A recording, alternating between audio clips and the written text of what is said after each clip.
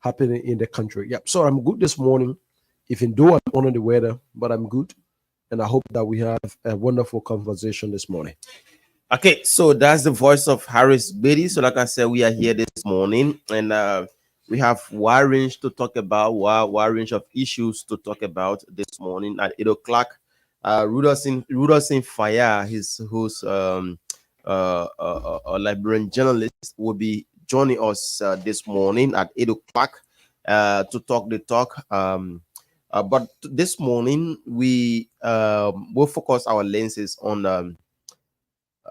the issue about PR in this country, the public relation arm and information dissemination by this government is key to the Liberian people. So we thought it wise this morning, beginning the conversation on that angle. Harris, you know, the CDC government feel miserably because of the simple, just simple thing like communication. During George Manuel Weah administration, you know, I don't know. Yeah, I don't really like comparing George Weah administration to that of Joe Boakai, but one way or the other, we just have to. During the Boakai, means the Weah's administration, one of the key reason, one of the major reason that got George Weah to where he is today is the issue about information, most especially when it comes to his officials. When George Weah took over, everybody wanted to, like, you know, appear that, oh, they are on top of that game. They are working in the interest of Liberians. So everybody used to host their own press conference, send out messages from their entity that they were heading. So it became a serious issue for the Weah's administration. And times go by, you know, there was a lot of engagement made, or a lot of points made by the president, by them, George Manuel Weah, that people should stop giving information. Rather, they should rely on the information ministry that will be that is clue with the authority to send out information about the government. So here we are now. Ambassador Boakai took over as head of this country. He's the one leading us, and we have started experiencing sin. I'm not saying that it is compared to the Weah's administration, but they have started going similar route. And if we just sit here and keep mute on some of these things, tomorrow the public will say, oh, Boakai and Harris, you guys had the microphone and you guys needed to checkmate those guys when they started doing something that wasn't called for. So now we are the watchdog of society.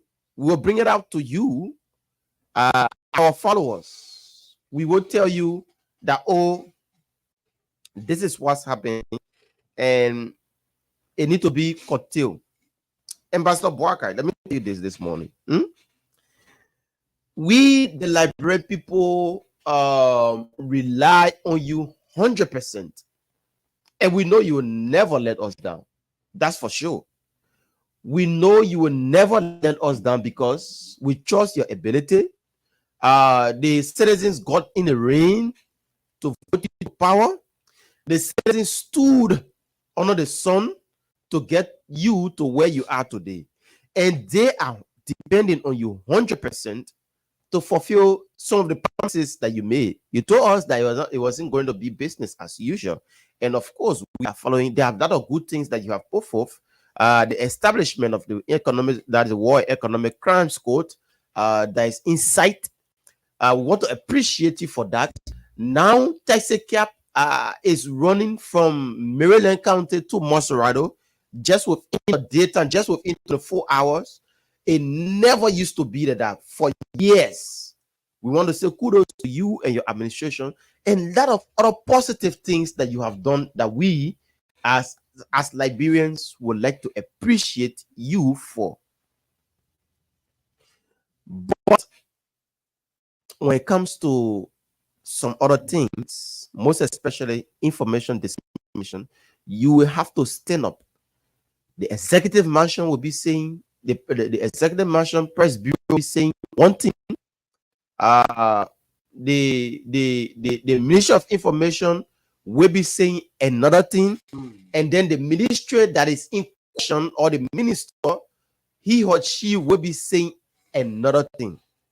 So now we are saying that the Ministry of Information do have a regular press briefing, and that regular press briefing is all about sending out messages about this government, this administration. If any official of government don't respect the Ministry of Information, it means that they don't want to work in your administration. Some of these things that you should tell them, President Bouakai. This was the same thing that George Manneh we had gotten to where he is today. We are not praying for you. Of course, you have told us that you are only serving one. Probably your vice president want to be a president. You want to succeed you. And now, if you don't build that foundation that will make the Liberian people to believe in you, it will become a serious issue for your vice president tomorrow. So, Harris, I thought in bringing this conversation, and I think we can make sense out of it this morning as we push out to the time our guests can arrive. Yeah, Bouakai, you are right. And as we have this discussion, these are things that we need to bring forth to the president. You see, for us as media institution, it is in the common interest of the people that we stand. Mm-hmm. What it means is that we present a conversation that will be good for the government and will benefit the people, and also put forth a conversation that is not in the interest of people, it is against the people, but government tends to be satisfied with the conversation and reminding government about what to do and what not to do. So as we have these kinds of conversations, Bouakai, it is important to stress a few things. Now, the first point is that communications around the world is expensive. Communication is not a cheap thing as we see in Liberia. Mm-hmm. Government in, government out have seen communication like it's not a job, it's not something to take seriously. Mm-hmm. And a lot of our politicians have failed. Bouakai, around the world, what happens is that you find even politicians hire communication consultants. Mm-hmm. Politicians around the world, even in the United States, aside from having the presidential press secretary, Joe Biden, as a politician, has his communication consultant. Mm-hmm. That person is different from from the work of the White House, but they manage the official handles of the president. Yeah, because you got to understand public relations, to understand the timing, when to release information, what to say, and how to say it. But there are a few things that the government is failing on already. One of which is when to say something and how to say that thing. This is what I've observed across from the Ministry of Information coming to the executive mansion and across different government ministries and agencies. And that's why when Sarah Benslow said that there is a need that government redefine her communication strategy, she was right. Mm-hmm. She was right, because this thing is affecting the function and the existence of the Joe Bouakai administration. At times when we have this conversation, you don't want to see it from the broader perspective. But let's bring it down one after another. Bouakai, you will find out, wake up one morning, you get this minister is saying thing, the other minister is saying different thing, the Ministry of Information is reporting different thing to the Liberian people, and you have the presidential press secretary that is always conflicting herself. Mm-hmm. She's saying different thing altogether. Then at that moment, you expect the Liberian people to believe what what they think is best for us, the best for them. So everyone will take information as per their side of the conversation. And we have seen this across the Joe Barker administration. Part of the reason we said that this thing should not be a problem for the Joe Barker government. Because you see, Barker, that's what I said the day I started venturing into politics. I was one of the successful politicians in the history of Liberia. Because if I'm going for a district bombing, I've already identified the mistake of my predecessor. And it is on those mistakes that are built on. Why you think in the wisdom of the president when he said no business as usual? That statement means that things that the George Weah government did and George Weah failed, of which the Liberian people rejected George Weah at the ballot box. It will not be the same thing that they will tread on. This will be absolutely different. That we will have system in place, that we will transition to a point that these things will be put in place. Now, what it shows is that at this moment, one can conclude that the president don't have jurisdiction over a minister yet. It shows that President Barker don't have control over his ministers yet. Because if he had one minister for the port of also money, different in the conflict the interest of the government, you have the information ministry writing different thing, you have the presidential press secretary saying different thing. It tells that the president, as we speak, don't have control over the ministers yet. So that's why you see one morning the commerce minister will walk on and say different thing, the executive marshal report different thing, and the president will have to come out and counter what his minister has said. At this moment, Barker, we felt that the Joe Barker government would have taken over with enough of experience to manage this country, especially in terms of how information gets out to the public and how the government manages information. Barker, it will interest you to know that at the time when Joel Limepia was appointed as Minister of Information, everyone felt that now Joe Barker has a seasoned information minister, one who understands the operands in terms of information dissemination, how the government receives information and how the government sends out information. When Kula Fofana was appointed again as presidential press secretary, there were conversations in the pipeline, but again, people believe that with Joel Limepia at the information ministry, and Kula relying on his expertise, coupled with other seasoned communicators at the executive position, we felt that the government in terms of communication has been straightened up. But as we speak, that's why you see at LBS director or worker and say LBS should be exclusively for government. Yeah. If you read in the constitution, they provide even the Liberian Broadcasting Corporation is a state-run entity. And the last time I checked, the state-run entity should be for every Liberian. Yeah. But if you have a director general says that it should be squarely for government, it tells you that even the director general is yet to understand the function of that institution. And that's why, again, the president will have to come back and correct him. Yeah, the president said no, this is not it. If you read the constitution, this institution should provide a platform for every Liberian in this country. Whether you are opposition, whether you are in position, whether you are no position, you should provide a platform for everyone. Then you ask yourself that as we speak, because the president is taking laissez-faire in terms of directing the affairs of his ministers, that's why everyone wakes up in the morning and does what he or she feels and say what he or she wants to say. So at this moment, the president in the short space, the last time I checked, in less than 4 months, I was not in existence doing the administration of Joseph Jiggy Rawa. The administration was still out of business. That's why I don't subscribe to the conversation. People say it's the first president ever. Because during the time of Joseph Jiggy Rawa, out of business, you are nowhere around. So history, we as students of history, we're careful how we choose our words. For Barker, even to that point, I would say in modern day Liberia, President Barker is one of, if not the only president that have done so many great things in a very short space of time. Yeah. Barker will go on to name and name and name since the president returned from the US.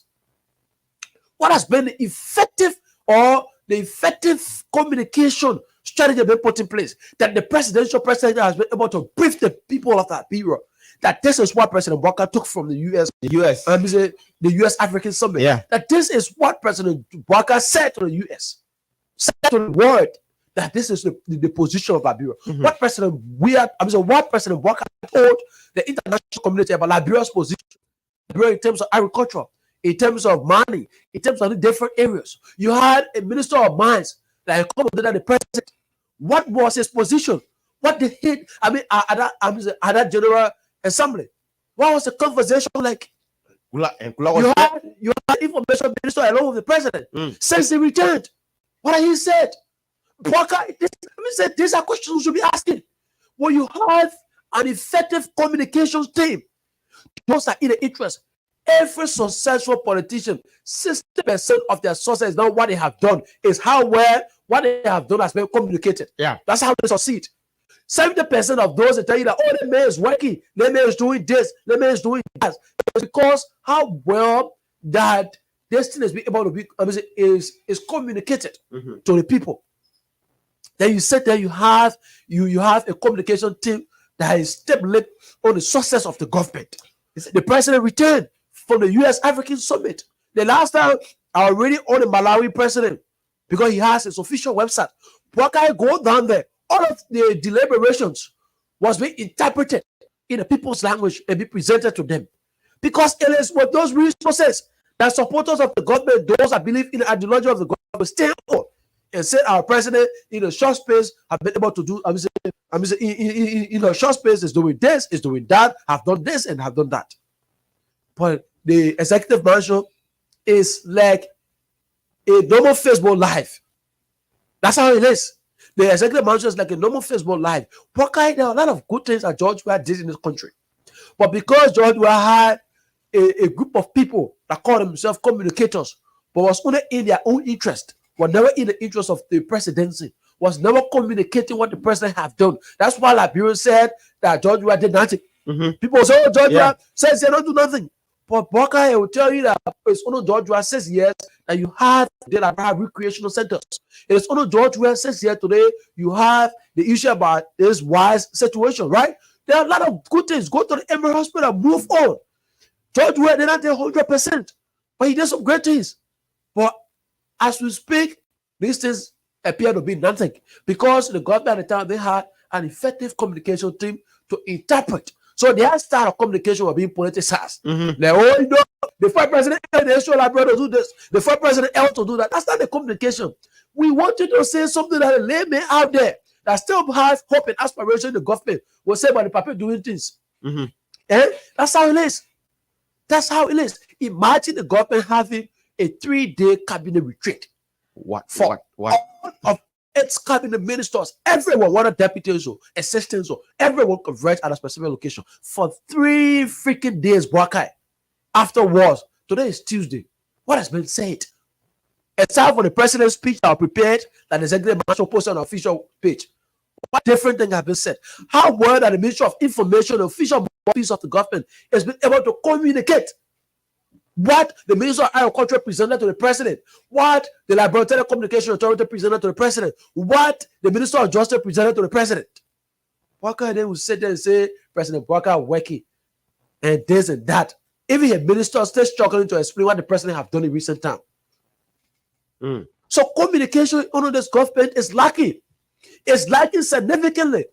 Latin Jam, press conference call to Canton and this, that. Let's see. How many Liberians have time? The issue about data in this country, Boakai, is expensive. Very expensive. Who has the time to pour data in a phone to watch 2-hour press conference to understand what the government or what the agriculture minister is saying? It's the aftermath. After the agriculture minister, like the way George Weah government, when they started ministry, they had a team, a communication team. They had regular radio appearances. Right? So you have all the different media outlets. Like the government, the president completed his cabinet retreat.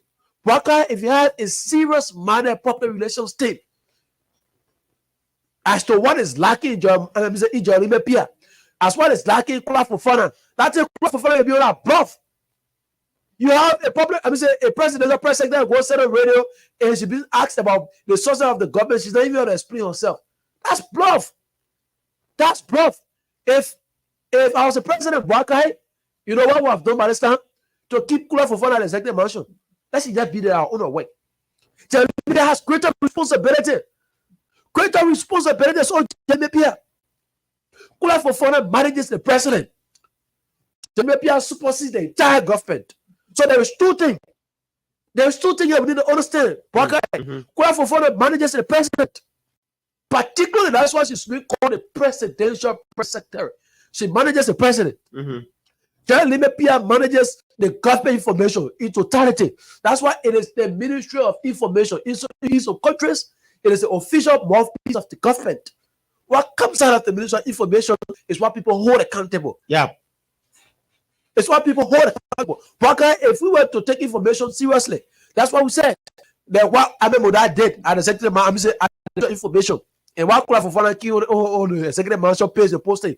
If we want to take in terms of importance, I'll be choosing what Amemoda said at the Ministry of Information. Because and now what could have posting. That's the arm of the because information. And I'm saying the government communication arm. So you have them there sitting in just a short space.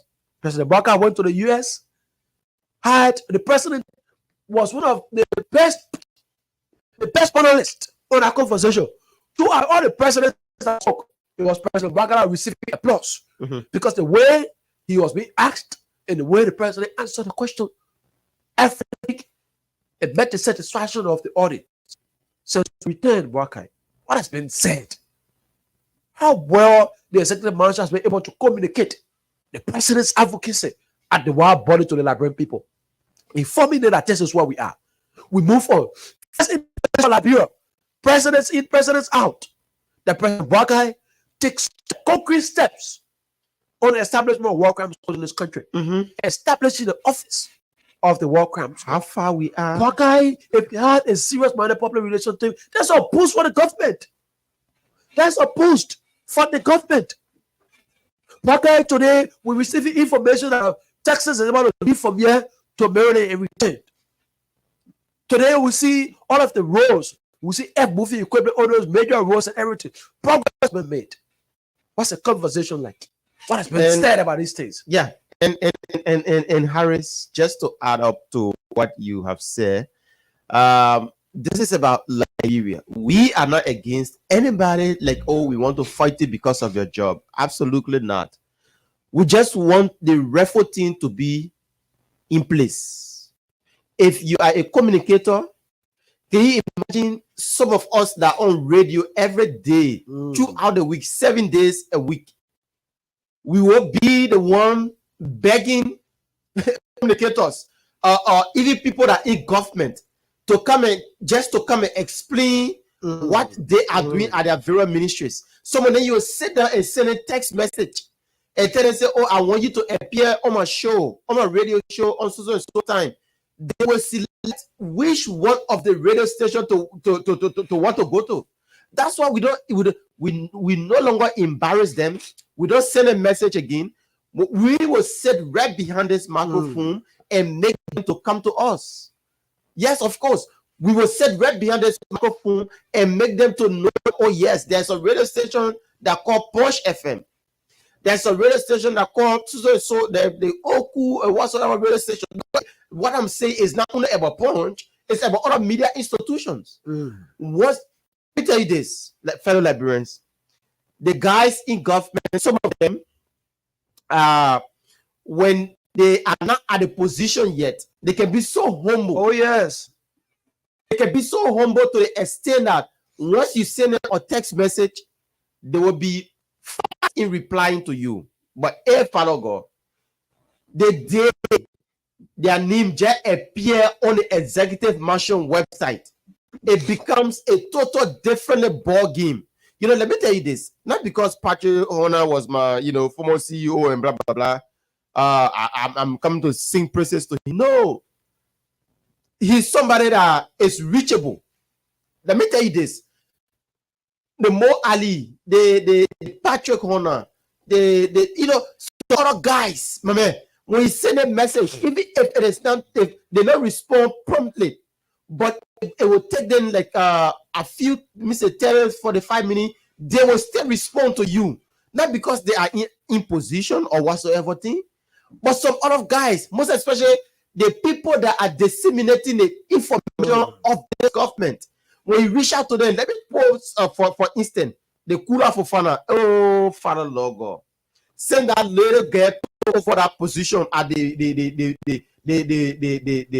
executive mansion.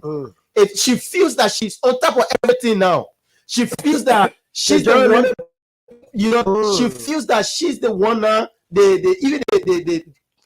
Because if you reach out to her, she's been so selective in responding to people, in responding to media and whatsoever. Just to answer about this government, the policy, the messages for people to push out the messages. If you reach out to somebody cooler for financial, they say, "Oh, I do not want." Can you imagine that?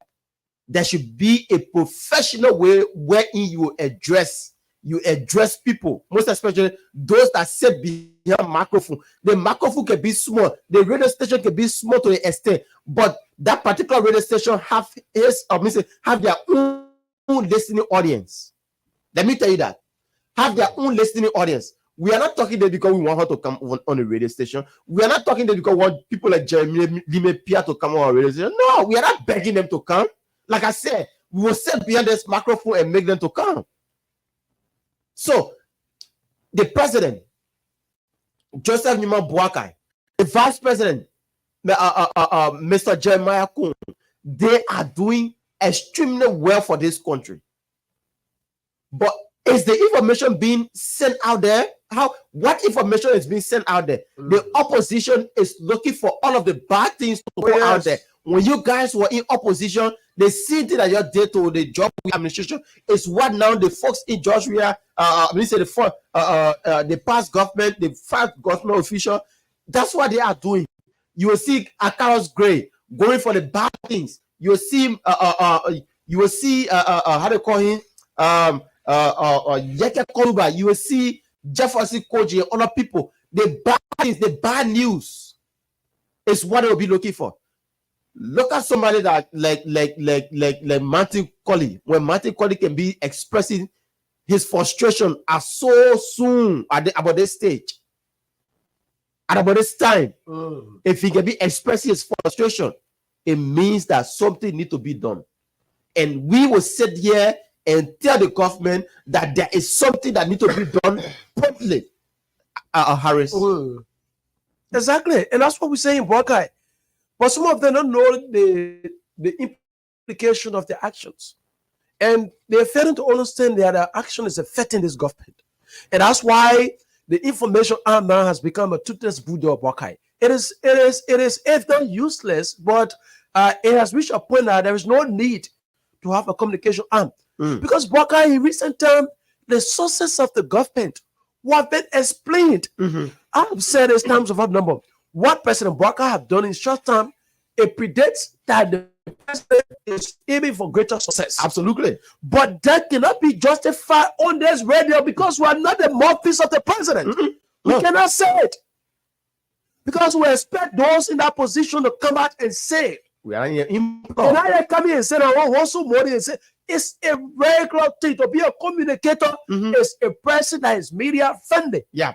That's why in the wisdom of the president, he took you, Jeremy Pia, from the United States and brought you to Liberia. Yeah. That's why in the wisdom of the president, he went in Great Camo candidate to take Kula Fofana and brought the executive marshal. So if you leave him from Great Camo to come to the executive marshal, you should have an understanding that there is a greater responsibility on your head. So you think there are now other people that are qualified to be president or press secretary? You think the president wouldn't have made so many of those guys? Media. You want to talk about the PLA, you want to talk about, there are many citizen communicators that supported the rescue mission.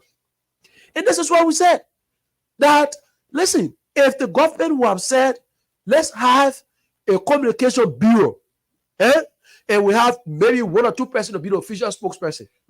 So the communication bureau will interpret, will design, will digest the information and send it and give it to those communicators or the spokesperson and they take it to the public. It's a regular thing. Boakai. If it costs, listen, the regular press briefing at the executive marshal, that thing of a press briefing they can have at the executive marshal. Boakai, have you taken the time to really listen? No. You have the last time I listened, you have a president, press secretary coming to the press. Boakai, it's only in Liberia we see these things happen. That after 30 minutes or 1 hour deliberation, and when journalists ask you a question, you don't even have idea. Then you stay there and say, "Oh, I just hearing that, but we will do."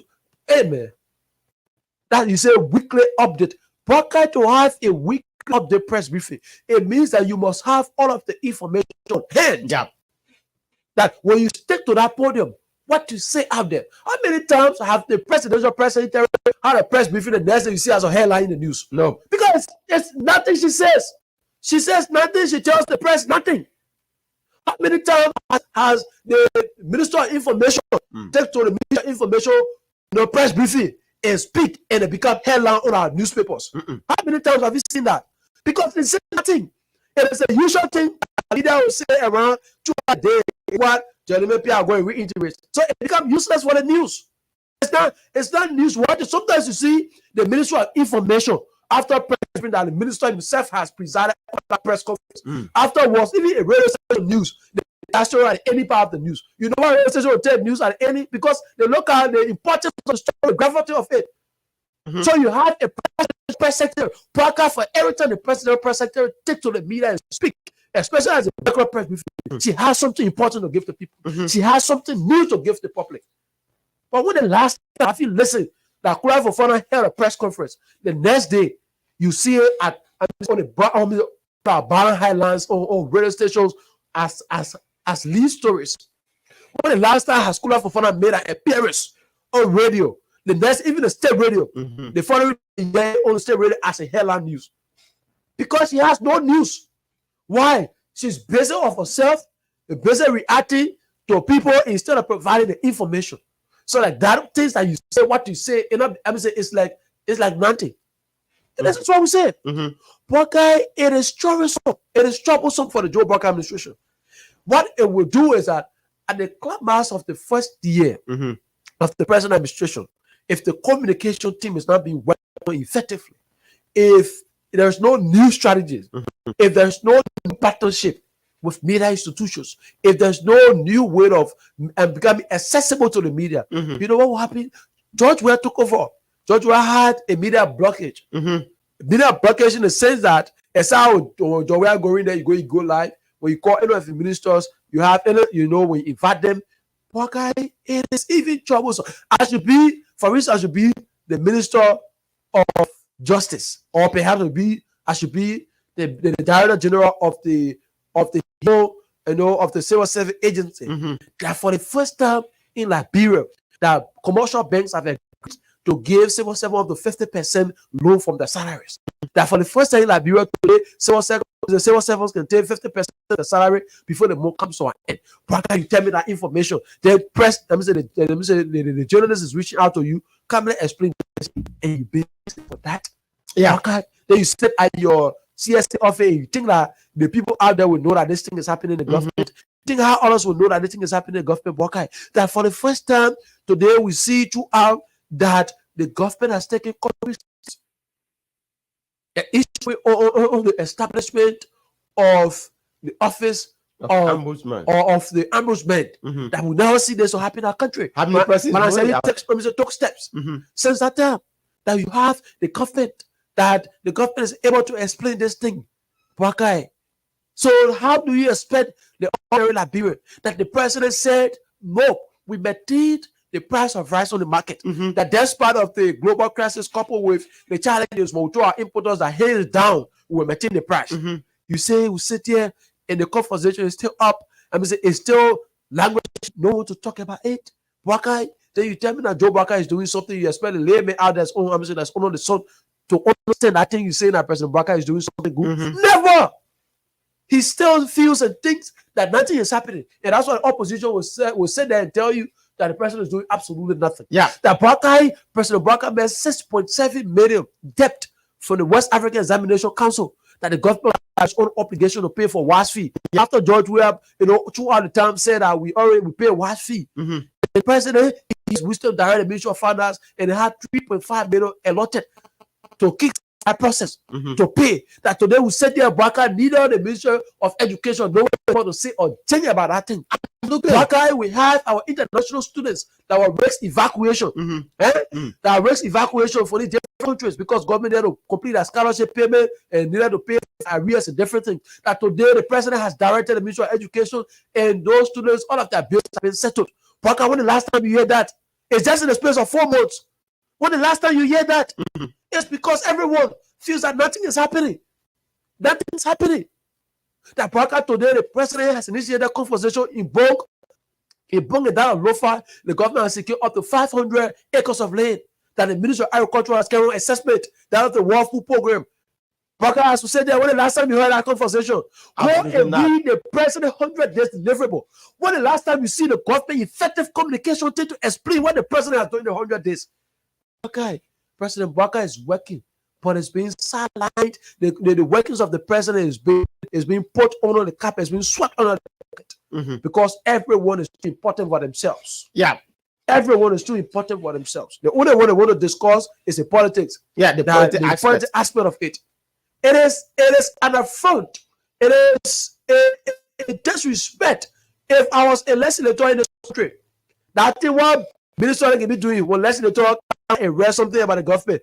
I know the secret inquiry. Then you have a minister come out to counter a legislator. Okay, in the country, amen, amen. You have, let's talk about the 285 pieces of movie equipment stolen, right? Lawmakers commended it. Yeah, and the call for there's a need to provide further information. Then you have one of you get 1, 2, 2 administrators that are now official mouthpiece of the government era. We take the official Facebook to read, so what he or she feels. You know why? When you are part of the government, for every time you say something or you write something, it affects the government. That's why you got to be careful. That's why in the wisdom of those that constituted our governance structures, they had specific institutions to deal with information dissemination. Yeah. You know what should be happening? If the port director wants to propagate government message, he waits. Like the way you usually see how Patrick Horner would do. You usually see how Mo Ali would do. When the Ministry of Information post that, then they don't copy and post on that page, or they shared that information on their page and commend the government. Because why? You got to be careful, boy, guy. What you say, other people hold it accountable. So the different accounts you provide, it becomes conflicting. That's why you wake up, the person is saying Jim Janty, the other one is saying this thing. Everyone is just head to scatter in this country because everyone feels entitled to the position they hold. Then their actions are crippling the smooth operation of the president. Yeah. And that's what we call the president. There is a need. If there's a need that you direct your government to go for a communication retreat, it is important you do that. Absolutely. And tell your presidential press secretary if there's a need to answer that thing on weekly press briefing, do it. Because it is just wasting the time of the media institutions. Go for camera, press secretary after 2-hour press conference. After nothing is in the headline, nothing is in the news. After putting face beat, doing nothing is in the news because you provide nothing.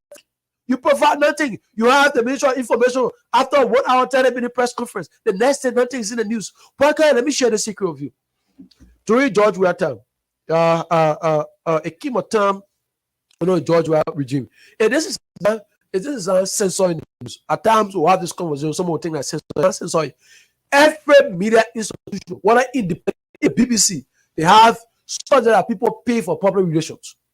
If you have your news, especially particular information you wanted to go, and you considering that institution, depending on their audience, the institution will have only spell that this view does not represent the view of this paper or whatever. Yeah. But it's public relations. At times, governments around the world can buy, can pay for both, for battle headlines. Yeah. Especially if they have something that's of importance. That's why governments around the world invest in communication. Communication, the sources of every government, depending on how effective what the government have done, is being communicated to the people. And you said that you say you're doing nothing. You expect the woman there in Bomi, in Lofa, to work out some money and be able to understand what the government is doing. Today, you have conversation with lawmakers from the Southeast. They will tell you the roads moving from the Southeast can be broken. There is immense progress going on. Yes. Immense progress. When the last time you heard that? When the last time you see newspaper carry that thing about the last time you took media institutions to say, after the president 100 days, let's take a road tour. I'm telling you. Let's take a road tour. Let's take top radio personalities. Let's take them to see how things were like before and how it is now.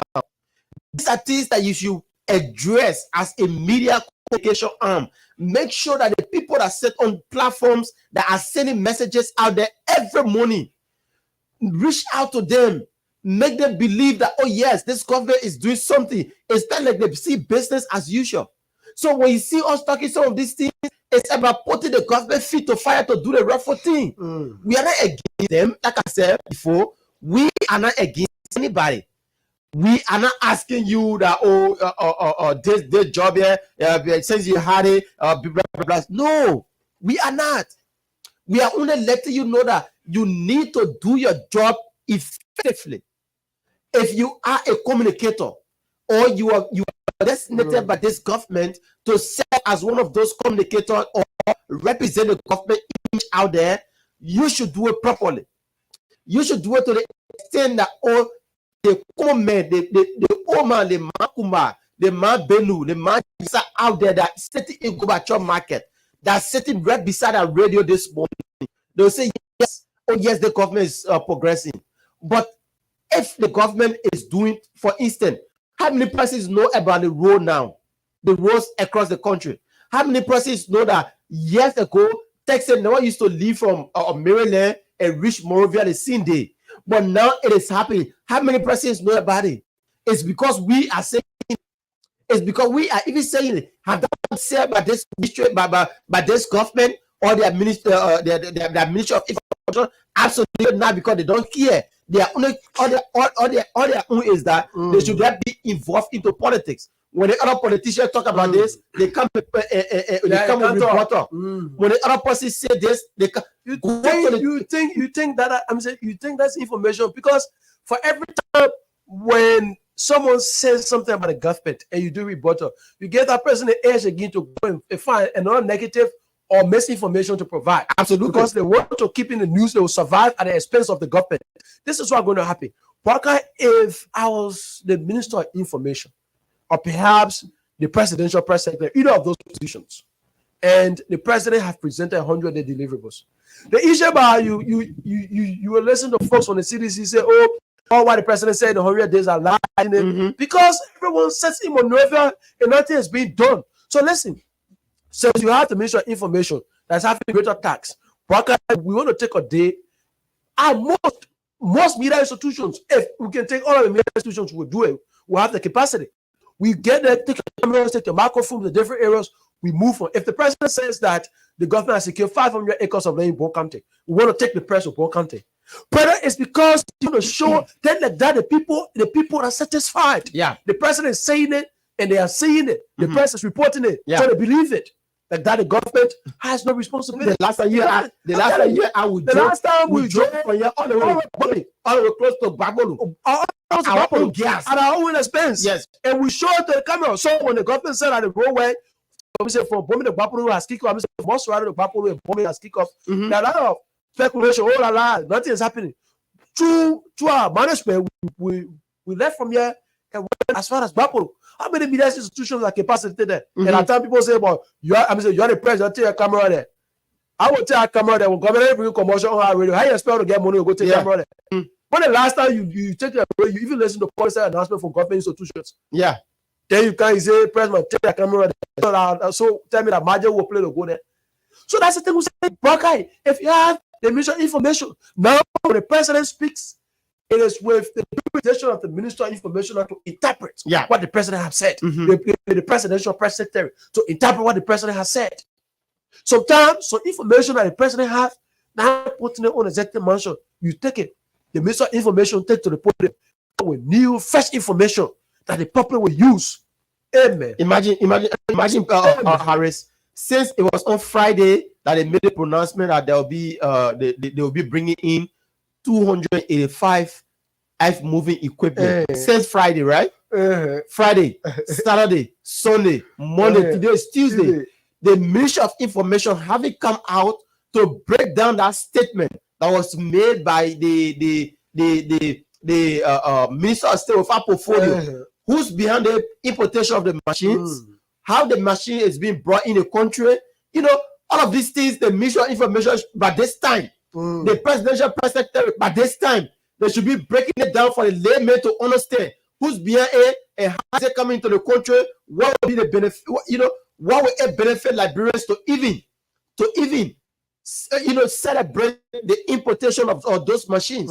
That's what the public relations arm of this government should be doing now. But since Friday, oh yes, the opposition Friday, now the opposition have taken over the entire process, and they have the opposition already misinformed the public. Have said all of the negative things. Yes. The negative news will go faster than the positive one. Yeah. So so now they place the government in a position to be countering. Yes. Instead of the government celebrating now, the government will be countering. It's becoming this is terrible. It's becoming difficult for them. This is terrible for the president. Wakai effectively immediately that prior to Mamaka even making a pronouncement, the information Minister of Information should have had sufficient information about that. Yes. So once the Minister of State without portfolio made the pronouncement, because it is 2 hours jurisdiction now. Yeah. Once she made the pronouncement, then the government, the communicator, if it calls for an emergency radio appearance on Saturday, the Minister of Information will do it. Yes. Then at that moment now, he sits comfortably because you have sufficient information. Then now you put the opposition in a position to either be hesitant, to be incisive. Yeah. At one time they want to accept, but the local opposition, because the opposition so they will not accept. Then they left with them now. Yeah. But at this point now, the opposition are taking siege of the matter. The whole matter. Provide different opinions, and the opinions are already set out to the public. And now, so if the government is coming on now, will be countering. Instead of the government celebrating this news, the government will be countering this. Now, how can you see how this is a disservice to the president? Yeah, and now Harris, what the opposition is not doing, according to information, the person that is behind the importation of those machines is the person that they have started using. Oh yes, they have started using now to make it appear bad for the Liberian people. Oh yes, they are not making it like, oh, this person been into bad deeds before, so there is no need that we Liberians we should do business with such a person. So now, if the information arm was going to be on top of like they say, men funny people one our in government before just yesterday, they say they will come be countering government information arm. They say they will come be saying something that is not in place. Because who tell you that even the opposition are not happy of that news? Who tell you those in opposition now want to move for once money and go very candidate to go there and propagate that message? Yeah. Who tell you the opposition now want to leave from here once money and go Sano country and go and propagate that message? So if you have 285 pieces of those equipment, 19 for each country. You know the work that we done on the roads. You know how easy the countries to connect each other. It makes the opposition work easier. Like they move from there to go out there to preach a message. Who tell the news is not worth it? But because the government has failed in terms of the information dissemination, so the opposition capitalized on this point. Even after the Joe Barker administration, the opposition will still use this and say, oh, there are times in the history of President Barker that 285 pieces came and the government enters a dubious deal with maybe this person or that person. Now, so you take it for instance, like yesterday I was saying in this conversation. The company, if you watch that video, you will see on the Sunday, SANY Sunday. Sunday is a reputable and recognized institution across the world. Today, you go even in Nebraska, in the US, they are providing equipment and all around the place. So, but because now Ramon Gumina now from South Africa, who is also partnering, we are yet to understand the partnership about why his position he played there. The position he played now. Yeah. So the opposition will use only Ramon as a source, as a point of contact. Like the way for us of the Christian faith will say use one person as the point of contact. So they use Ramon Gumina now as a point of contact to get at the government. So now they place the government in a position to counter. A news that should be worth it, a news that should be acceptable, a news that should be on the heart, on the chest of every Liberian, even if you are opposition. But now, the government now will become in a position now to counter. Waka since Friday up to Tuesday, even Executive Mansion haven't said a word about that thing. It's not even said on the Mansion website. That's what I'm saying. A word. That's what they said about. The Minister of State with our portfolio talk about it, but up to now, there haven't been any information about that on the Executive Mansion website. And it is a good story. It is something good. It's a welcoming development for we Liberians because we want to celebrate this particular thing. But we want to know we want to know at this beginning point who's bringing it, how is it coming. Now, somebody from the port, Segu Ducle, saying Unti, he's saying a loan. Yeah, he the one saying that, and he's saying a loan. Who gave us this loan?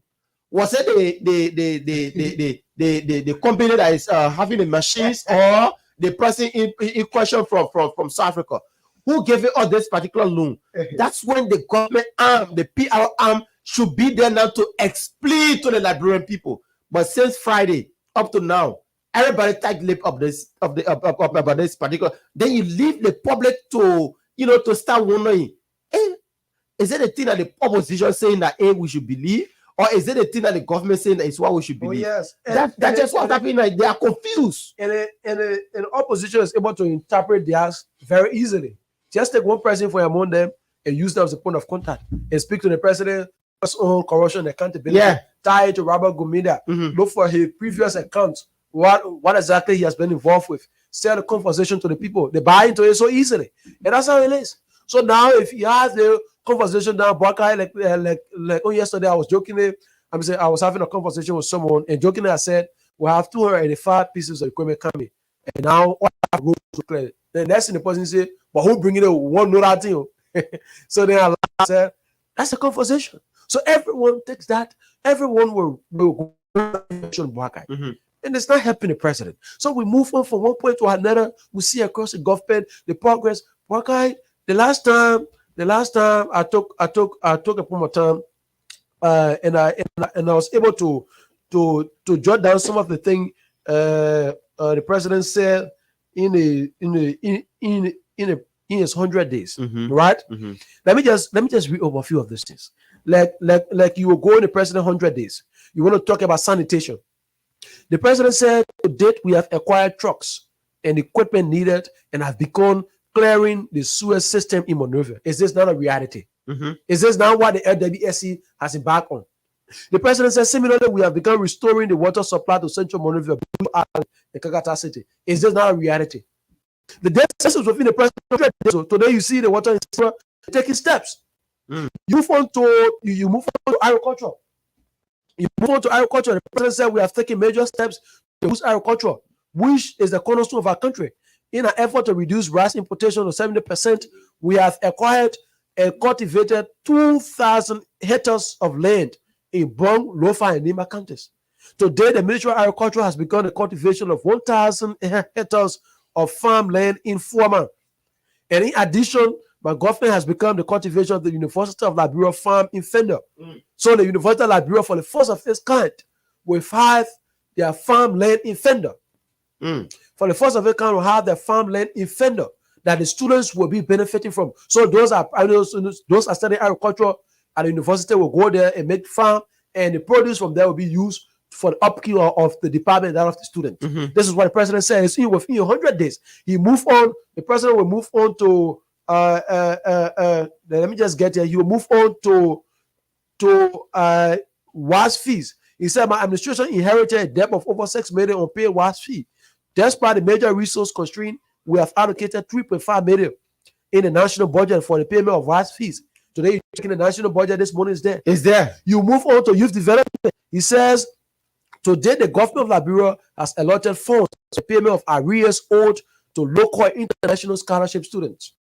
These arrears include money allowances, resettlement, air ticket costs, and other administrative, social, and operational. This was a steady problem. The students in Rwanda complained this was us, those in Cyprus, that our government scholarships, everything. Today the government is settling that cost.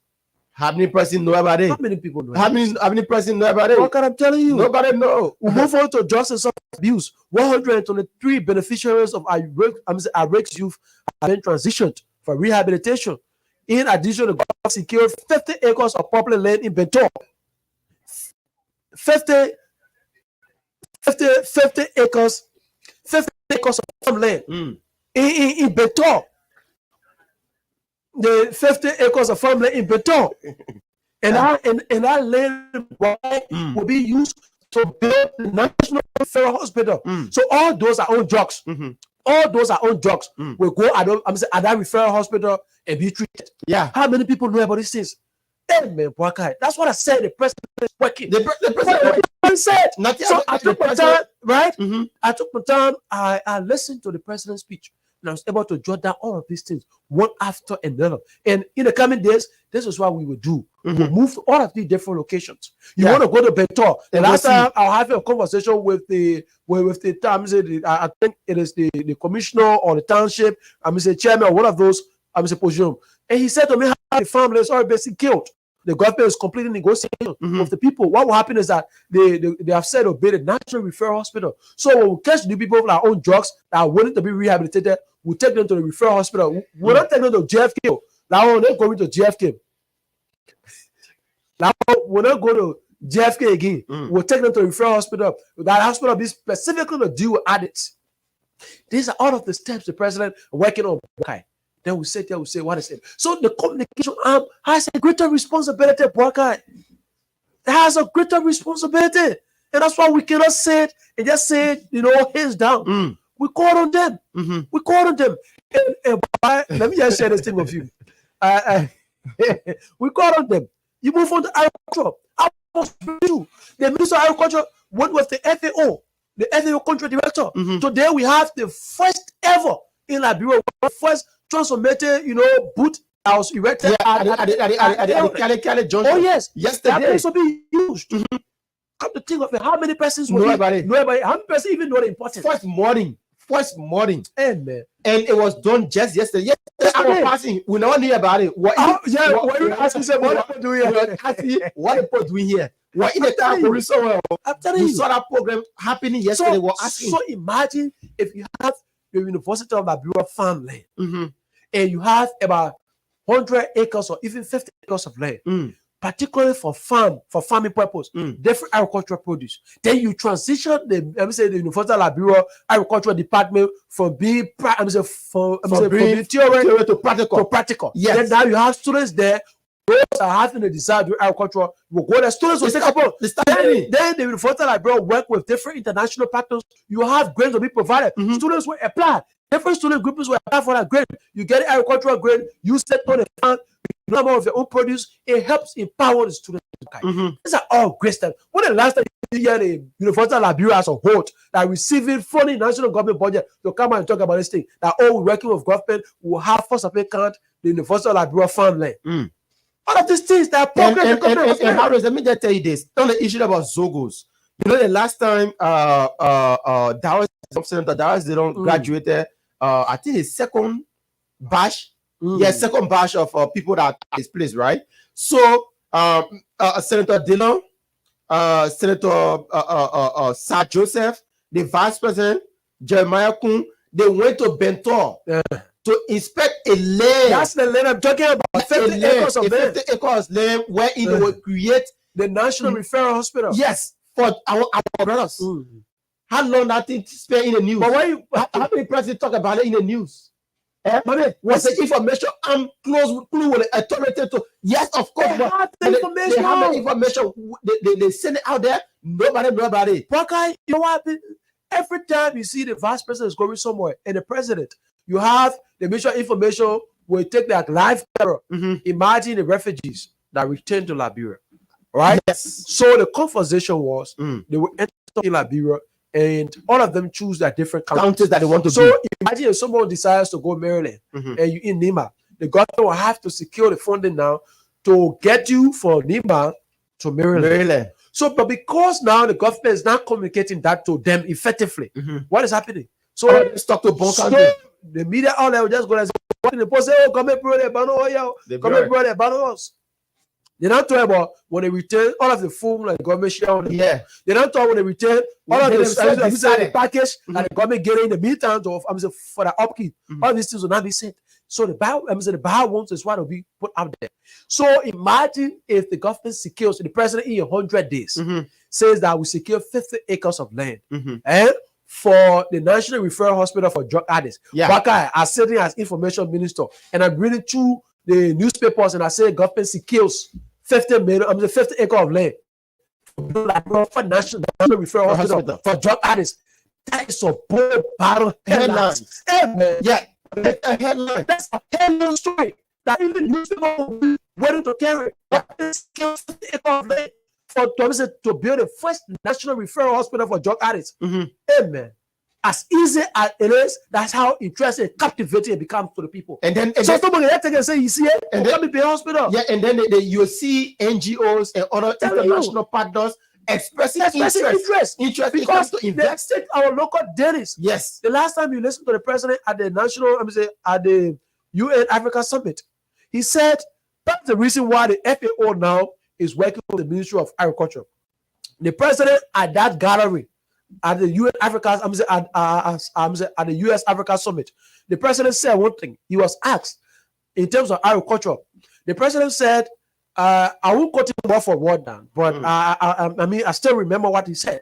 He said, Liberia, over the years, what we have seen is that, people go in our country and they invest, but because they don't go in line with the government priorities. So most of the investment, at the end of it, you don't see the direct effect, the direct benefit of the people. So, for instance, the government has a fixed agenda for agriculture. We have the National Agricultural Development Plan. So, if any international body or partner or NGO wants to invest in agriculture, must work in line with the government agenda for national development and agricultural plan, because the government knows what she wants to produce. Yeah. The government knows what she wants to produce so that the people will eat. The government knows the dire need of the people. That's why the National Development Agricultural Plan has been created. So if you come and want to invest in agriculture, you must liaise with the Ministry of Agriculture. That will tell you that in Nima we want to have, rice farm in Nima. In Bomi County, we want to have pineapple farm in Bon County. So you look, since you want to invest in pineapple, there is a need you go to Bomi County. Yeah. That's how they want to do it. Yeah. But how many of them? So the president said that. He moved on as well to tell you. So people will come out, you want to invest in education. Why man, our dying need at this moment is not about textbook and I'm say textbook anymore. It's about empowering our teachers to effectively meet up to the student demand and the demand of the 21st century education. How well that panel is coming to bring textbook will effectively contribute when they're not working now with the government plan in terms of education. So that's why the president said it is important that the international partners, when you come, you liaise with the government. The particular area you want to impact, you go. If it is with the health sector, you liaise with the Ministry of Health. They already have a national health plan. Then they will present a health to you. You look in there, you meet the government priorities. Yeah. So now we are the one now doing the PR for now. This is what for us to believe, right? For us, we can break down those information professionally for the local person there to understand. But number one, we need to be respected. I will not take my cell phone and send somebody a message that should be doing the job I'm doing right now for them. Then they come and overlook me, they respect me, look down on me, and you think I will come and sit down behind this microphone and propagate a message for a government? No. I will not. There's about media institution. There's a media. We are running generator here. We are using fuel here. They should be able to empower this particular station. Not only this station, but other radio station, other institution should be empowered through messages that like the jingles. All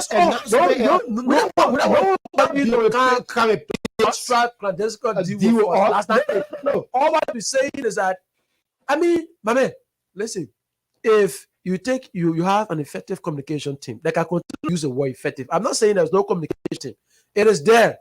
The one out there is just as an area assistant. Yeah. But you have effective communication team. The president says we have secured 500. But man, let me tell you, one of the institutions in Liberia that have a very effective communication team, I say this every time, is Asala Meta. Absolutely. Have you had a time to listen to that jingles? You see how the American can interpret that information. But when you sit there and say, you say like LRA as well. LRA. The guys at LRA, they are doing extremely well. Yeah, LRA is able to interpret that tax net. Mommy, so down. Mommy, imagine if they tell you say when we pay taxes, we become. I'm saying we hold our government accountable. Mommy, they put jingle to be played. You know what for you to answer. That's what I'm saying. So imagine if you have the mission information, invest into audio visual. Yeah, right. So since the government says that, said that we're coming to have 50 acres of land to build a national referral hospital for drug addicts. Yeah. To build to build a national referral hospital. We're just thinking at 820. Yeah. So we built a national referral hospital, Buckeye. So the national referral hospital at this moment, you want to have this thing in simple English. You want to work with Talking Drum. You want to work with the different institutions. Buckeye, you have that information done in the simplest form, right? And put on radio, on different media outlets, on different radio stations. It's being played. It's being played on different.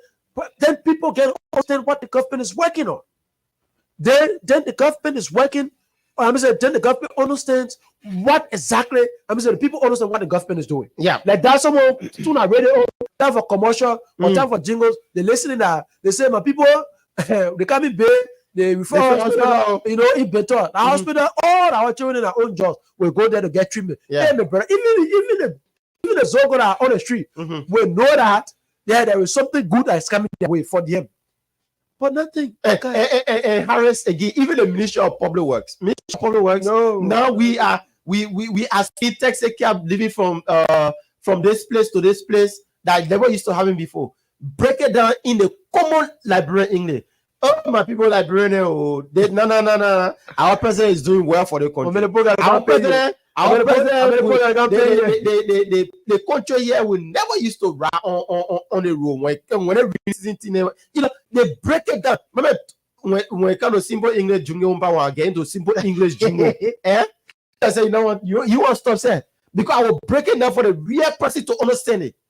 You understand? That's what the information arm should be doing.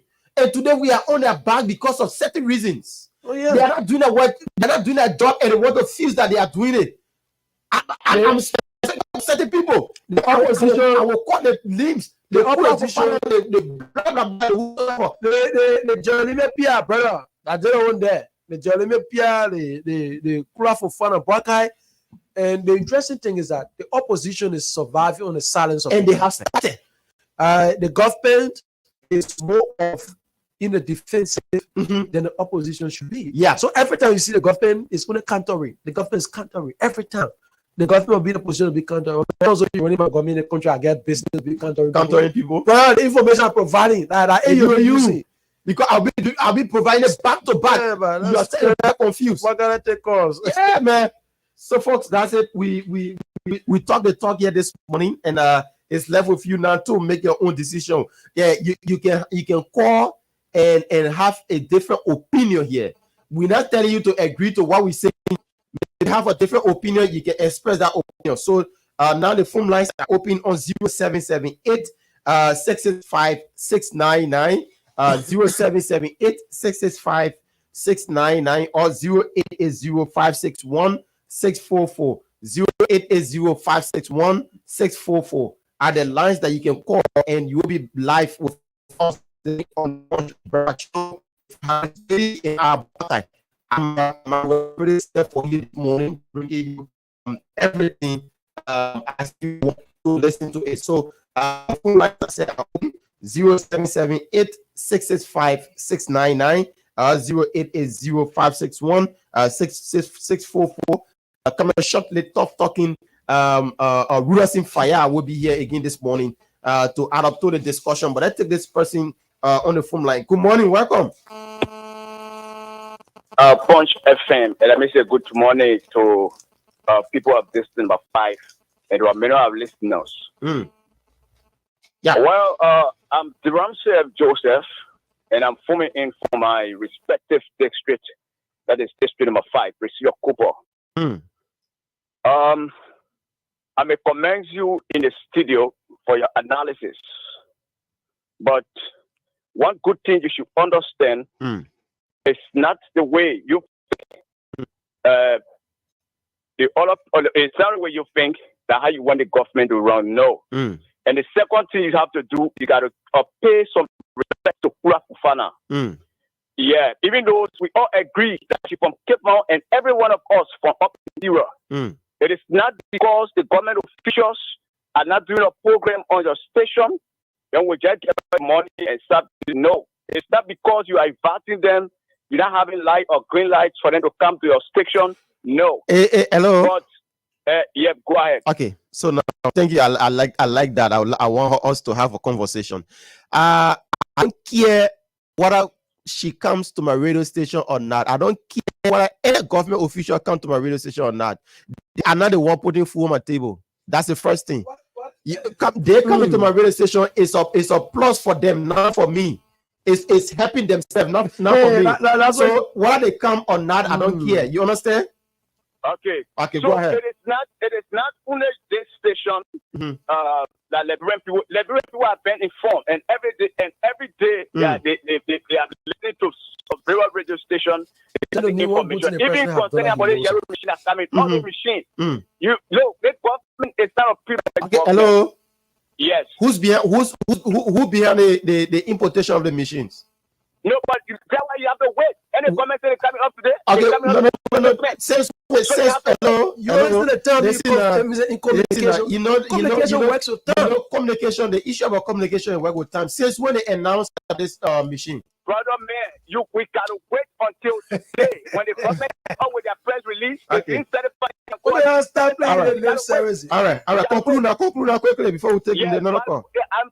In my conclusion, we all are Liberians. No matter where you come from, and one of you, if a job is given to you, if I'm not opportune to work to that particular place where you work in, as you so that when you put drink because one of you, all the way I could be called Kula Fufana. She has appointed as secretary of some branches, and one of you is put in. We are all Liberian, brother. Thank you. Love each other. Thank you so much. Yeah, if you too. Thanks so much. Yeah, man. All right. Thank you for expressing yourself. 077-8665-699. I understand it. And before you have a call? Yeah. Okay. Harris, we don't need to capitalize on, Good morning, welcome. Good morning. Yeah, you might join us from. Thank you, name Sharif. This is fasting guys over there. Communication is time. We all know Joseph Boakai is working, but the communication is not flowing at the time the work is done. So these guys that we put there in the office, they have to, give each of this work Joseph Boakai the president wins. Then like the common man to know. But it's not that. Even the machine. So what are you saying? It's inside there. Yesterday someone all got to hear it. So you see the problem? It's not true we are the president, we are out of the situation. But he needs to do everything. He needs to be over there. Generally, he needs to move ahead. So like people needs to be informed. So let Joseph Boakai work with the journalists, the media. Okay. Moving anywhere, anything that coming out in this country good, let the people be informed. All right. Thank you so much, sir. Thank you. Let's take another person from this line here quickly. Good morning. Good morning, Boakai and Harris. My name is D. Crawford Johnson. I call you from VOA RI Highway. Welcome, my brother. I just want to say thank you guys. You are on the right track. Some people from the other side not understand what you are doing. They feel that you are answering to the information arm of the government. But I think the people all over, especially from Komen, Remakan, where I came from, Balagiza, Laurazu, they want to be informed what the government is doing, what the government is about to do for the Liberian people. If you go to the Southeastern, the people want to know what Joseph Boakai came to do. So the information minister, Jordi Mampia, is supposed to be proactive, to be able to inform the Liberian people what the president is. Hello? We mess up on our call. Mama, you know that Modowa left from here yesterday by 7 o'clock and reached the Lofa by 4 o'clock. I saw a post this morning. Yesterday morning. Yeah, motorbike. Good morning, welcome. Good morning, Kamara. Good morning to Harris Berry, and good morning to the people of Liberia. Welcome. And Kamara, thank you, and let me appreciate the both of you, and let me say welcome. Thank you are the admiration of the people on the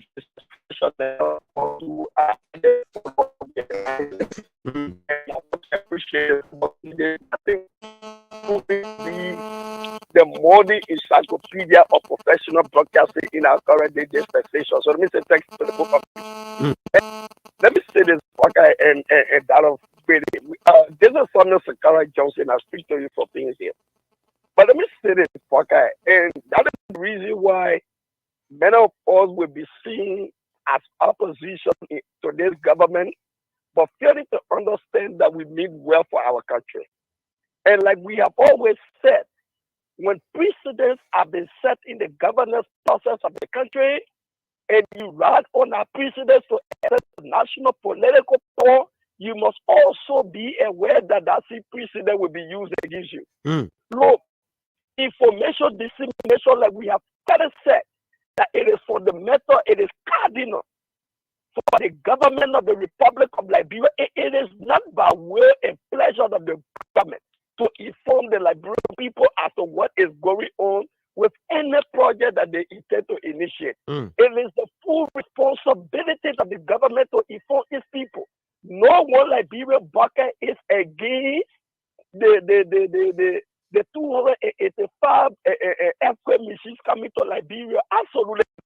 We are asking a very fundamental and simple question to the government. Because man, you bucket, this is how it time passed. The government of Liberia have been operating at the end of the day. When a government leaves power, you understand that there are more deaths that is being accused on government. I mean, on government responsibility than what they were able to do for the Liberian people. So we are saying, if the $285 million, 285 equipment machine is coming to Liberia, who is bringing this machine?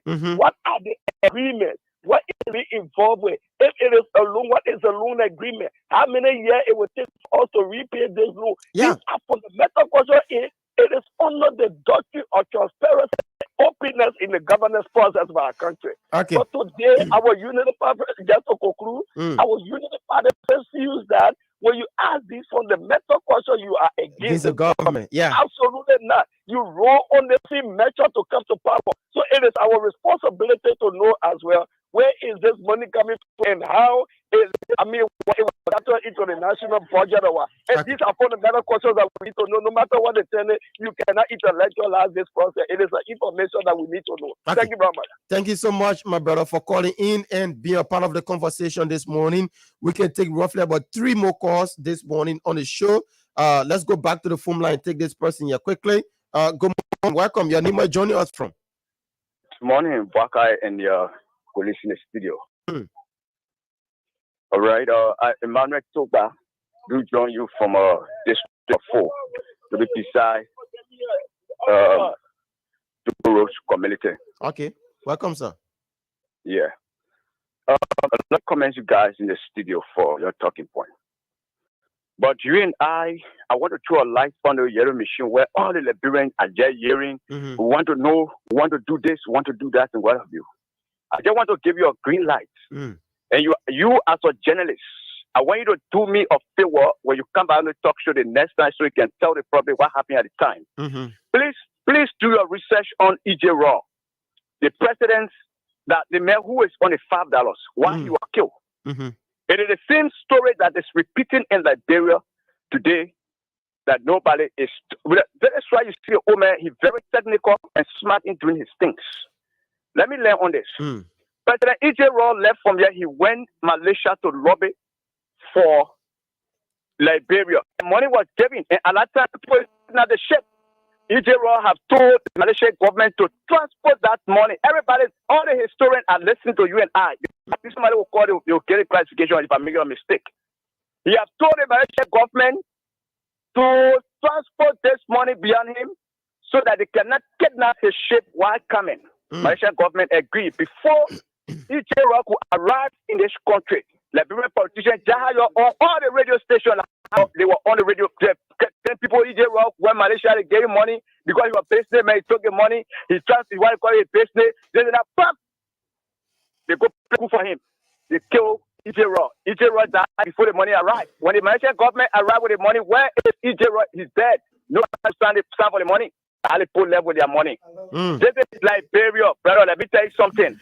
I love that. All those things in our house, this and that, they're having all type of press conference. They want to know who is sending this equipment so that they can go and following them, know everything. This country, nobody small here, everybody learn. So we should wait. So you should. Okay, so you want. Hello, so you want for us to wait until the equipment arrive before we start? Yes, until today. We got information. So long equipment are no more longer. So the place where they are on sea coming, and today thanks God that the government is coming with a press release. So we didn't care whosoever that will be passing this and that photo know with this and that. Yes, it is your right for you to be informed, but we cannot do your aspect until particular reason. Today, if the press conference released by the information minister, you would have certified them, you can go ahead. All right, thank you so much. Thank you so much. It will not be the EJ run. Seriously. 2 more calls: 077-866-5699. We don't pray be the EJ run. I beg you, Baba. We don't pray be the EJ run. 2 more calls: 077-866-5699. It is 080561644. Yeah. Transition. 2 more calls. Yeah, this morning on the show. Then we move to we'll bring in our guest. But let's take this person here on the line quickly this morning. Okay, we mess up on our call. Somebody BB now type of economy be BB again. Okay, I mean so 0770 that's 077-866-5699. So Harris, yesterday a guy posted on his Facebook page. They left from here yesterday by 7 o'clock in the morning, and they rode on motorbike and reached in Vonjaman City yesterday in Lofa County by 5 p.m. So you see, all of these things are improvement. We hope to have that experience too as well. Yeah. And it is welcoming. We are so excited that at about this stage, at about this time, cannot stock in mud up to now, and it's a total improvement. It's a total improvement.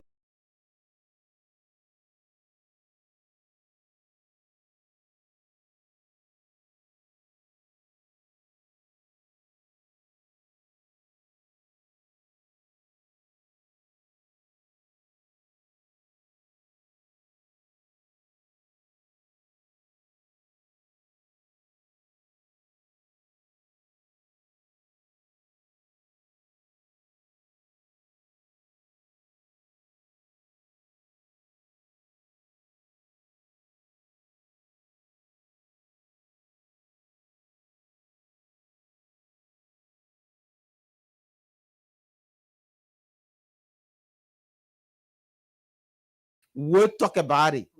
When it is positive, we will come here on this microphone and talk about it. So that's why it is that this platform was given to us to check things in a positive way, in a negative way. But it is good that you as a citizen sit there and think about Liberia. That's not just about individual. That's what I say. In this country, everybody support his or her own political leader. When it's in the interest of the Union Party people, they will sing praises to Joe Boakai. When it's in the interest of sedition, they will sing praises to George Weah. No one supports Liberia. Absolutely. Everyone supports their own political leader. That is building in this country. When somebody ANC people, they start singing praises to Ezra Cummings. And we have to graduate from this. We have to graduate from this. So we do have with us now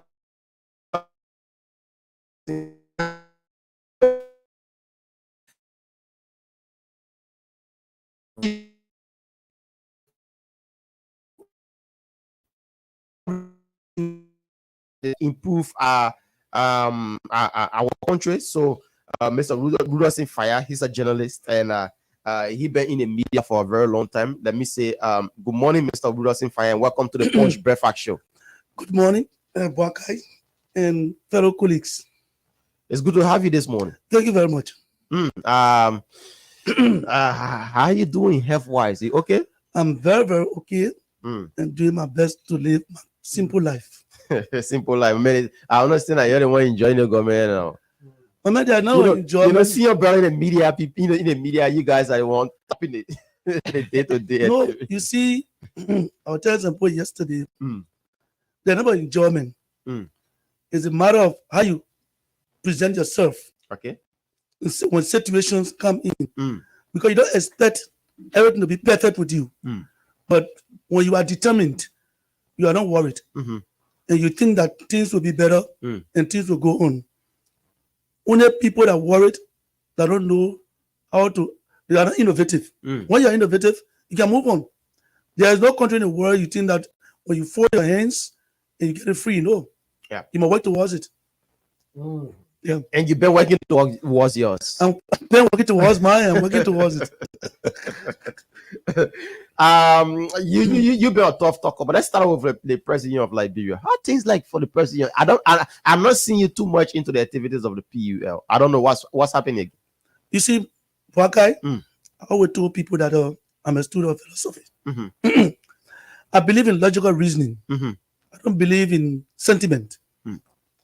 Our PUL is down today because certain group of people want their way to be met.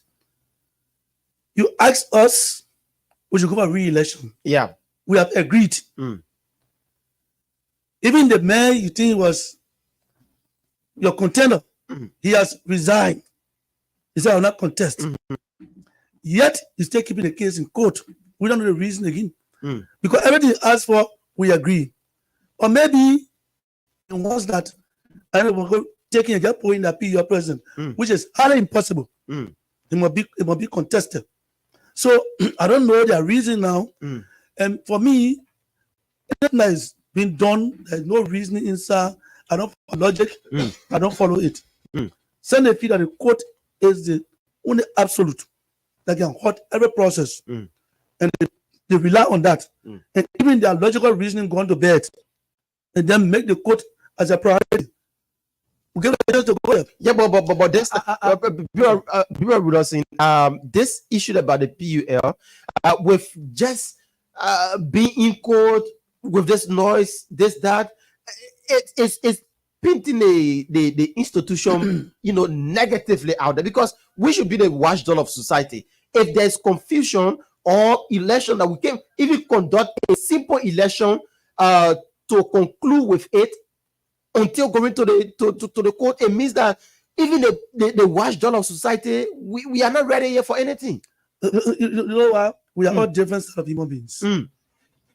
Some people don't respect institutions. They respect their ego. When you are institutionalist, you will draw a line. I've been campaign managers for a couple of years for PUL presidents. When I lost the elections with the late Kamara against Charles Coffey, we only 6 votes different. They got asked to go to court. I thought I would not take PUL to court. PUL is my institution. Even if I lost 1 vote different, I'll accept the result. Even if they cheat me, I'll accept the result. Because I'm looking at the bigger picture as the president of Liberia.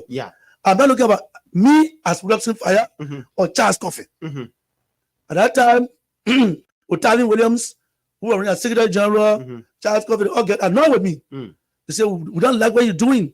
We are going to court. And I said, no, I will not be the president taking president to court. Because of that, I left them. And when I joined Kamara, people were celebrating Kamara victory. They were all shocked. I said, look, Kamara has won. And then what we gave him the credit, he has won. After that, I told Charles Coffey, let's go for the second time. And we won with 53 votes difference. So you see, that's how I look at PUL. Others may not look at that. They may look at it as an individual. Now, when they don't get it, nobody will get it. So, even what gone recently, there was not anything foul.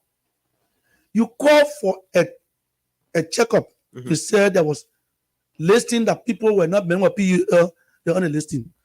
And PUL just gave you the right to provide evidence. They gave you that opportunity, that platform. It's okay.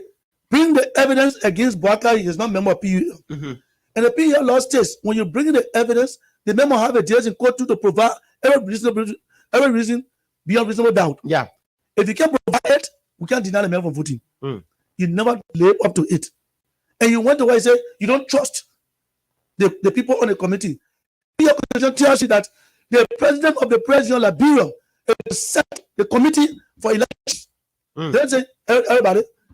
So whether you trust or not, that's the reason. You said you are going there.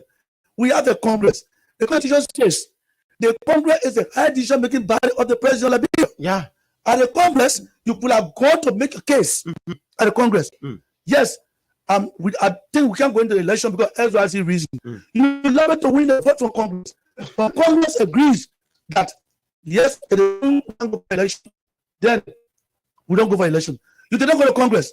The day of Congress, when a member are getting married, you want a wedding. Not a big court record to stop the elections.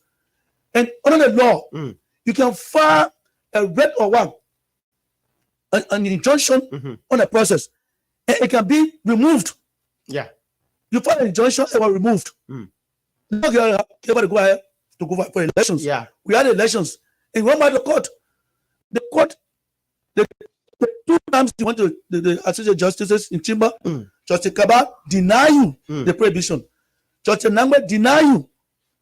The bench said, okay, why don't you go back to Banga and hear the case? Okay, in this case, the Daniel Nyakuna group said, for the sake of the union, because hearing the case, it will take a long time, years upon years. For the sake of the union, we agree for re-election. Okay. For the sake of the union, I, Daniel Nyakuna, will not contest again. I resign. What do you want again? Your point was go for re-elections. They gave in. The second point was maybe after Daniel Nyakuna shall resign. So what next again? Keep the case in good. I'm looking at the bigger picture here.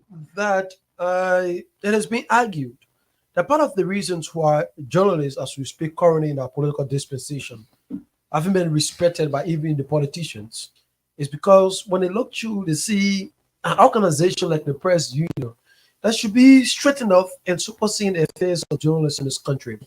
It's to govern ourselves accordingly. So it has an effect that even the newsmaker these days, they don't consider journalists as a factor anymore. I disagree with that. The president is an institution of all journalists. The media institution is owned by a media owner, where there are policies enshrined in that media institution. They operate at that level. So if some members of the press union decide to do what they're doing, that does not mean the media is incredible. The media is doing their work in line with what's supposed to be done. Watch FM had their own policy. Yeah. PR had no right to tell them what to do at the institution. Okay. So they still receive their coverage, their balanced news, everything. They still continue that. So newsmaker can say the media is not credible because PR has a problem. PR as an institution is an embodiment of all journalists, and any institution have that kind of large group is tantamount to confusion. Others may not be satisfied because of their own reasons and other things.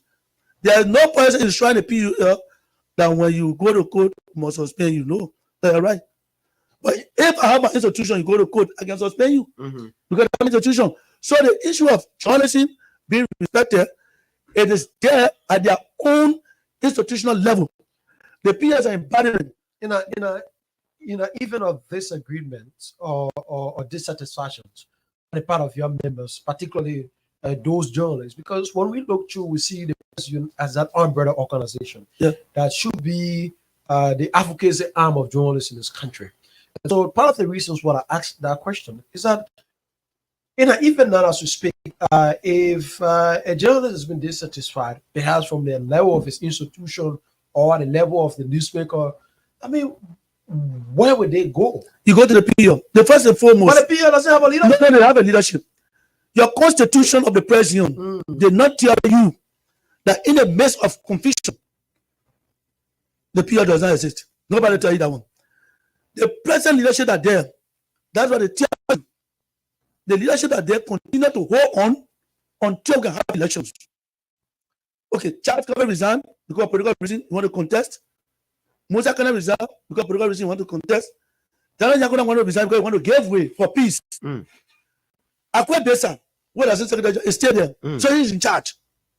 He has the absolute authority backed by the PUL Constitution to be in charge. Nobody can stop it because there are no way ensuring the PUL Constitution that the PUL should be dissolved. Why there's confusion? No, he's in charge until we can have elections to hold the PUL. As we speak, activities of the PUL are ongoing. We still don't have our What first press freedom day we celebrated here? Well, it was the Daniel Yankuna supporters that attended. Forget about what Daniel Yankuna supporters. But that's how it is. No. You may think that way. That's how I'm coming. That's how it is. You may think that way. We don't care who come to celebrate your day or not. And this is I come in, brother. The idea is that the press union day was celebrated around the whole world. The freedom of press was celebrated around the whole world. And as members of the press freedom of the press union of Liberia, we don't care who came is it because we are in court. Daniel Yankuna is no more contesting. He had no camp. What we did was, and I will tell you, a lot of people from even Julius Calabar camp, you claim, we are there at the celebration. Gino, we were there. Gino, a lot of people were there at the celebration. We look at the common good. We're not looking at Daniel Yankuna and Gino Calabar. No. Okay. We look at the press union, press freedom day around the whole world. We can celebrate and let the world know that Liberia press union is still existing. What's the prospects of the press union to move forward? It's ongoing. The guys have in court. They left with them. They don't want to withdraw the case. They left with them in the day. Yeah, but they are not again. You want re-elections? They have been accepted. They better contest against you. Resign. So I don't know why are they keeping the case in court. I don't know why they want. So if they don't take the case from court, is there any other way forward? Because this is just tarnishing the image of the press union of Liberia out there, because you can be in court 24 hours where there is no hair, no tail. The press union just stuck up to somewhere that there's no improvement. It is their moral obligation. The court is the court. Respect the law.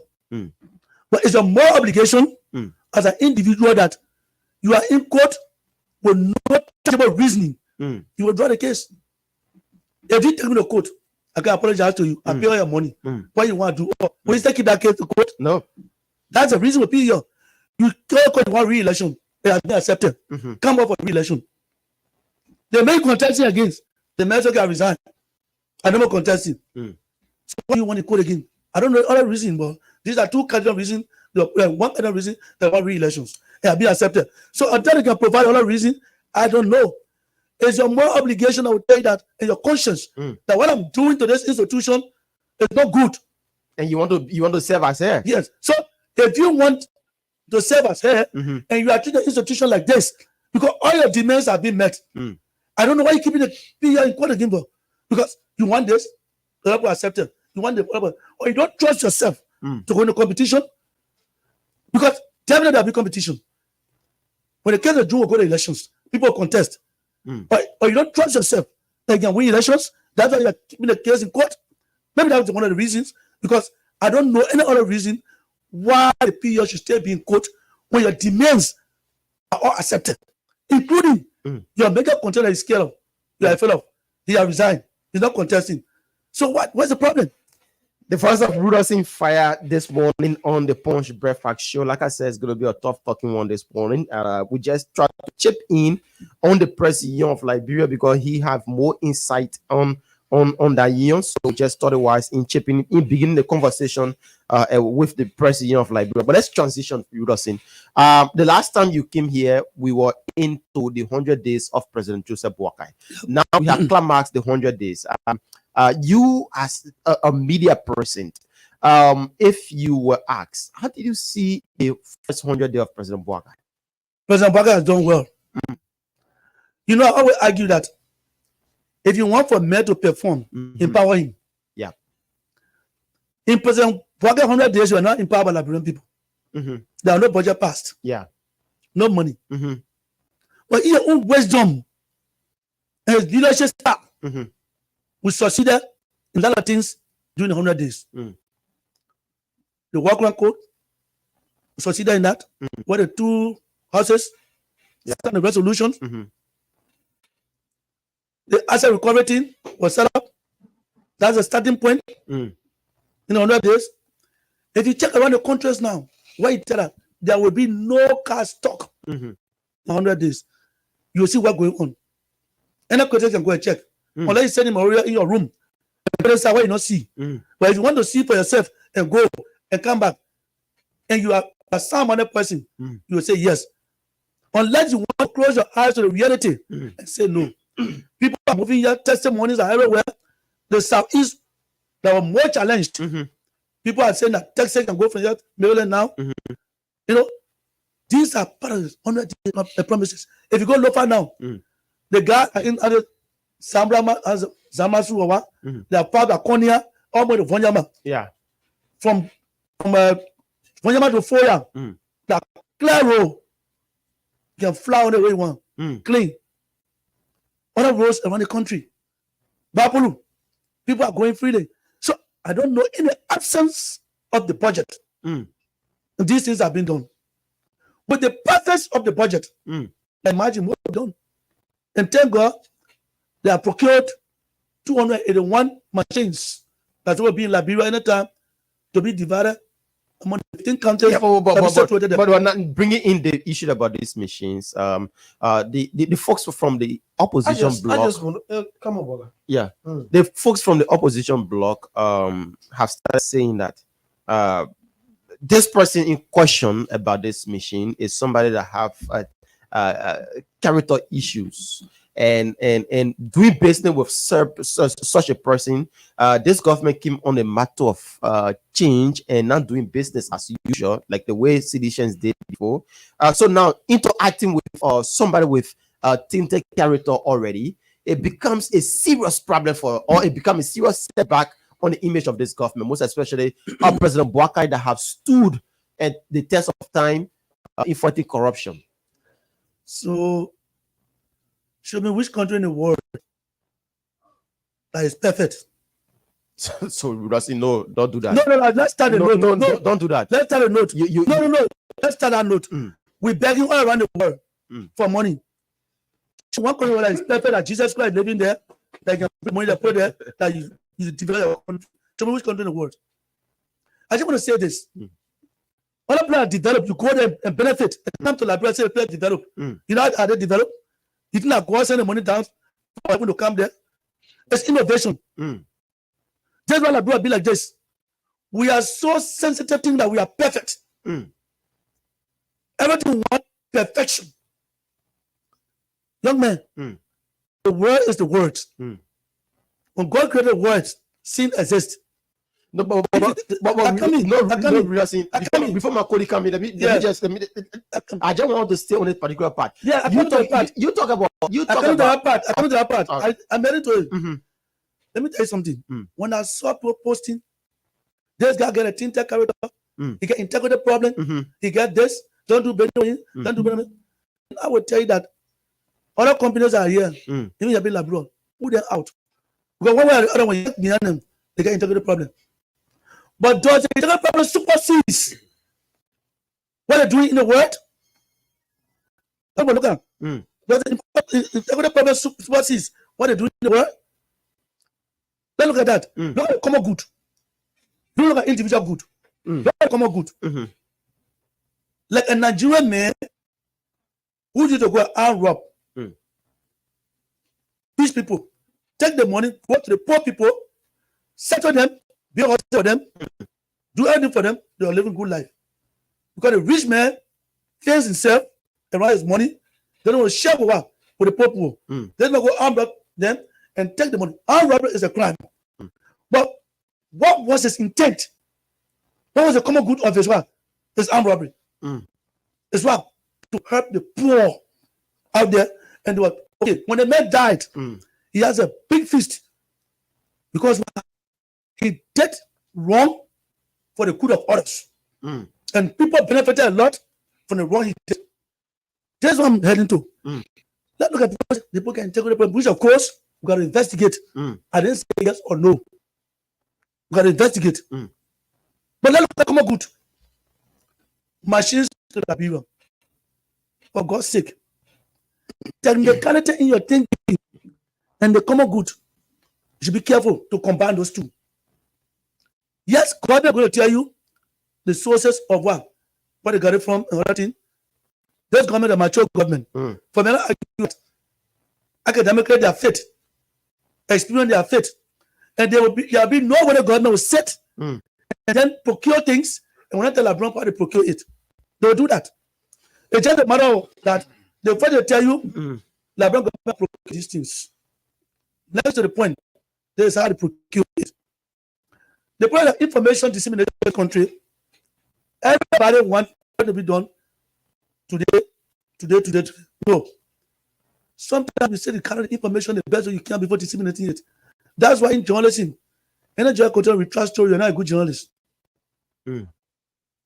Journalist, family will trust story, you're not a good journalist. Because you have every right to investigate that story, take your own time before publishing it. Rossi, before my You friend, don't come here and say, I just want to ask one more question before Harris comes, because Harris has to have a question. Yeah. Rossi, you know, I like the conversation, and I like the way you are placing it. You know, some of these things that you are saying today were the same thing that you preached against yesterday. Folks from the Unity Party, they preach against this system that we are seeing today. When the folks in the CDC were doing business with other people, frown at it and said that it is not good for this government or for that government by that time. But now there's the Unity Party doing similar to that CDC did yesterday that they spoke against, but they are now speaking in favor of it. No, you got it wrong. The Iboma agreement, and other things, it went before the legislature. When it went before the legislature, it was not even opposition that what they call it. It's the IMF, the international community that checked beyond that group. And they put before the legislature. I remember before the legislature to defend it. That's why I say even the money come from the belly of the devil. That was cash. It was a loan that came into the country. Cash. How is it coming? I am ever involved in the system. This one, I have gone before the legislature. It has not been scrutinized. The owner says we are procured. Until we can reach that level, let's accept everything constant.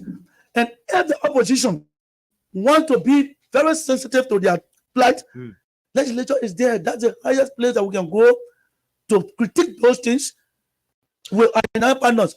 But you don't expect government, you don't expect government to tell you that, because they say this will cancel it. No.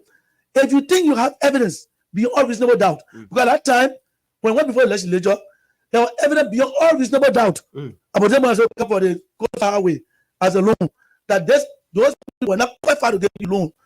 I make it clear in that. So it's not as compared to this one. This one, the government pronounced that we are procured. Okay, the government announced it. Your legislature, before you elected, there is a right to invite the executive to the details of these things.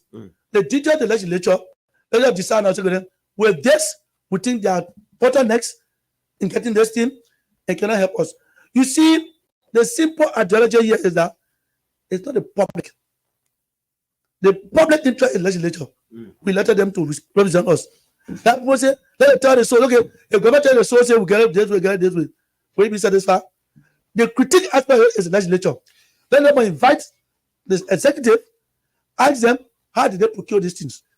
If they go through the procurement process or they go against it, it's the legislature that informed them as we elected that yes, the procedure was wrong, and because of this, I'd like to call on the executive to withdraw or to send us back because they do not meet this. But it appears a bit.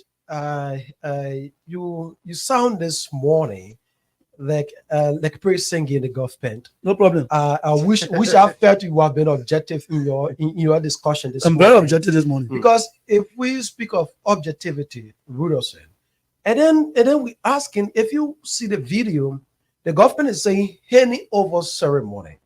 And the last time I checked, when handing over ceremony means all of the formalities have been done. I'm saying have been completed, and the equipment has been handed over to the government. So if you talk about information dissemination, like you mentioned, it would have been the government's jurisdiction to provide the information effectively, immediately, because you have said handing over ceremony, which means that you have done the procurement, you have done all of the paperwork, who's doing all of the information you have on hand.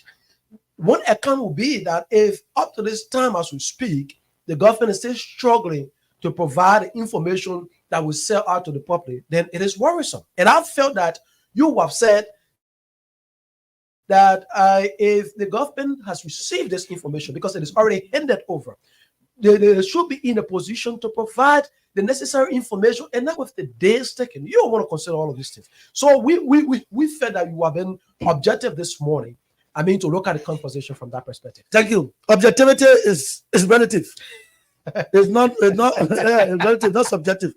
I'll tell you that you may think that maybe, or I may not be objective because I did not go your land, but I will tell you that the government was ceremony. This is why you elected people. If I were you who want to be objective, I will petition my lawmakers. I'll petition my lawmakers to invite the executive and to explain to them, because they have the sole authority and oversight responsibility over the executive, to explain to them how did they get those things. But you as a citizen, you want to say something, and which of course government owe you information. And that's why government going to provide that information to you today. Maybe the time you wanted it, you couldn't get at that time. And government want to give it to you at this time. That's why I'm telling you that what kind of information dissemination is not when you did it, but how well. You may be breaking news and you break the wrong news. You may be breaking news and you break the right news. So the idea is that government said we will provide the information, and today they're going to provide that information to you. But when you are not satisfied, you cannot not be satisfied with the government information, you may like to go further. If you don't know the way out, I'll tell you the way out.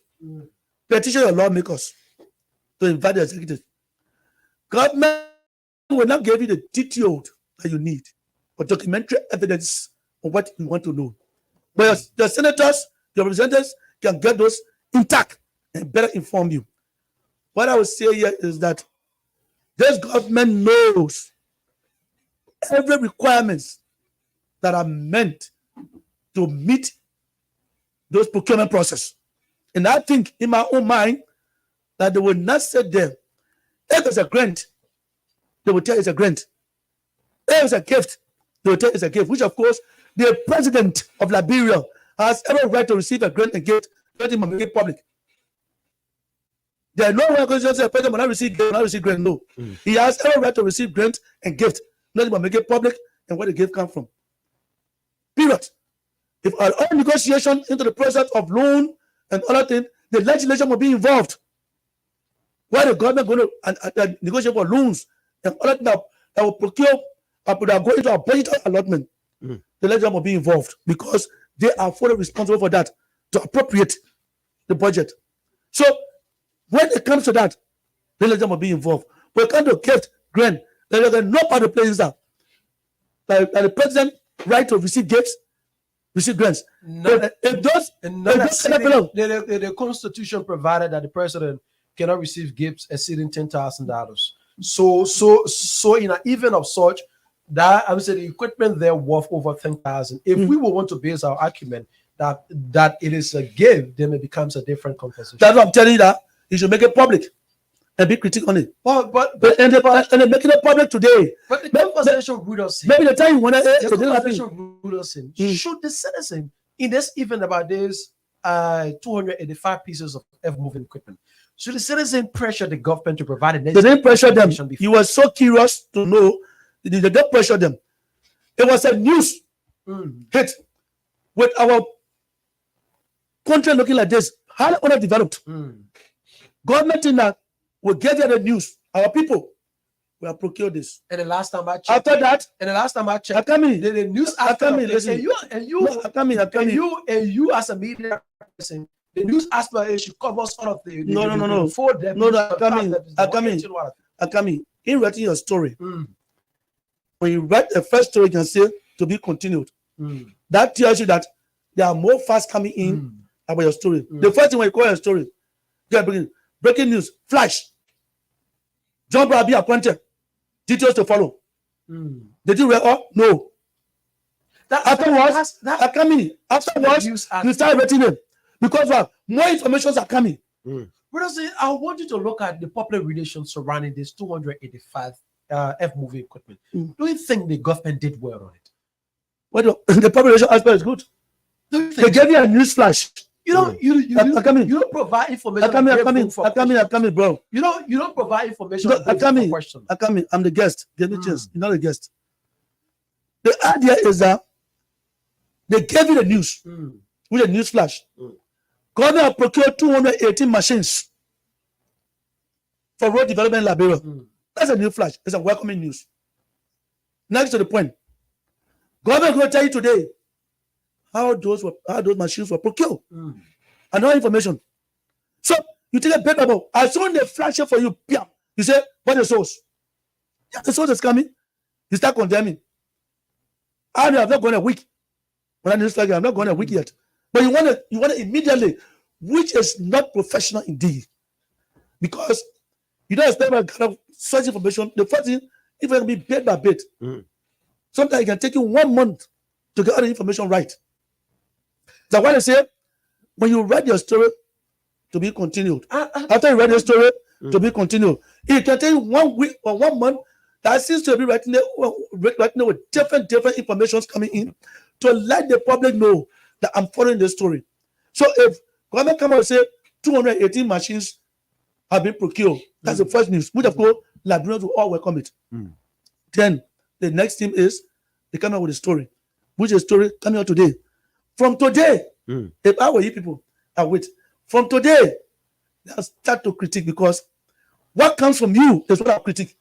What has not come from you, I don't critique it. So why there are speculations? Because you don't know what God is going to say. You let's say, but from which source? From this. After speaking today, then you can start asking the hard questions.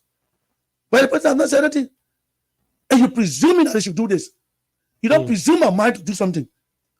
I must say it, and you critique my words. But if you presume that they're delaying, they must do the no. I will wait. If it comes, I will wait and look at you. Because I know something to follow. There is no way government will procure such machines for the country and they will not tell you the process. No way it can happen.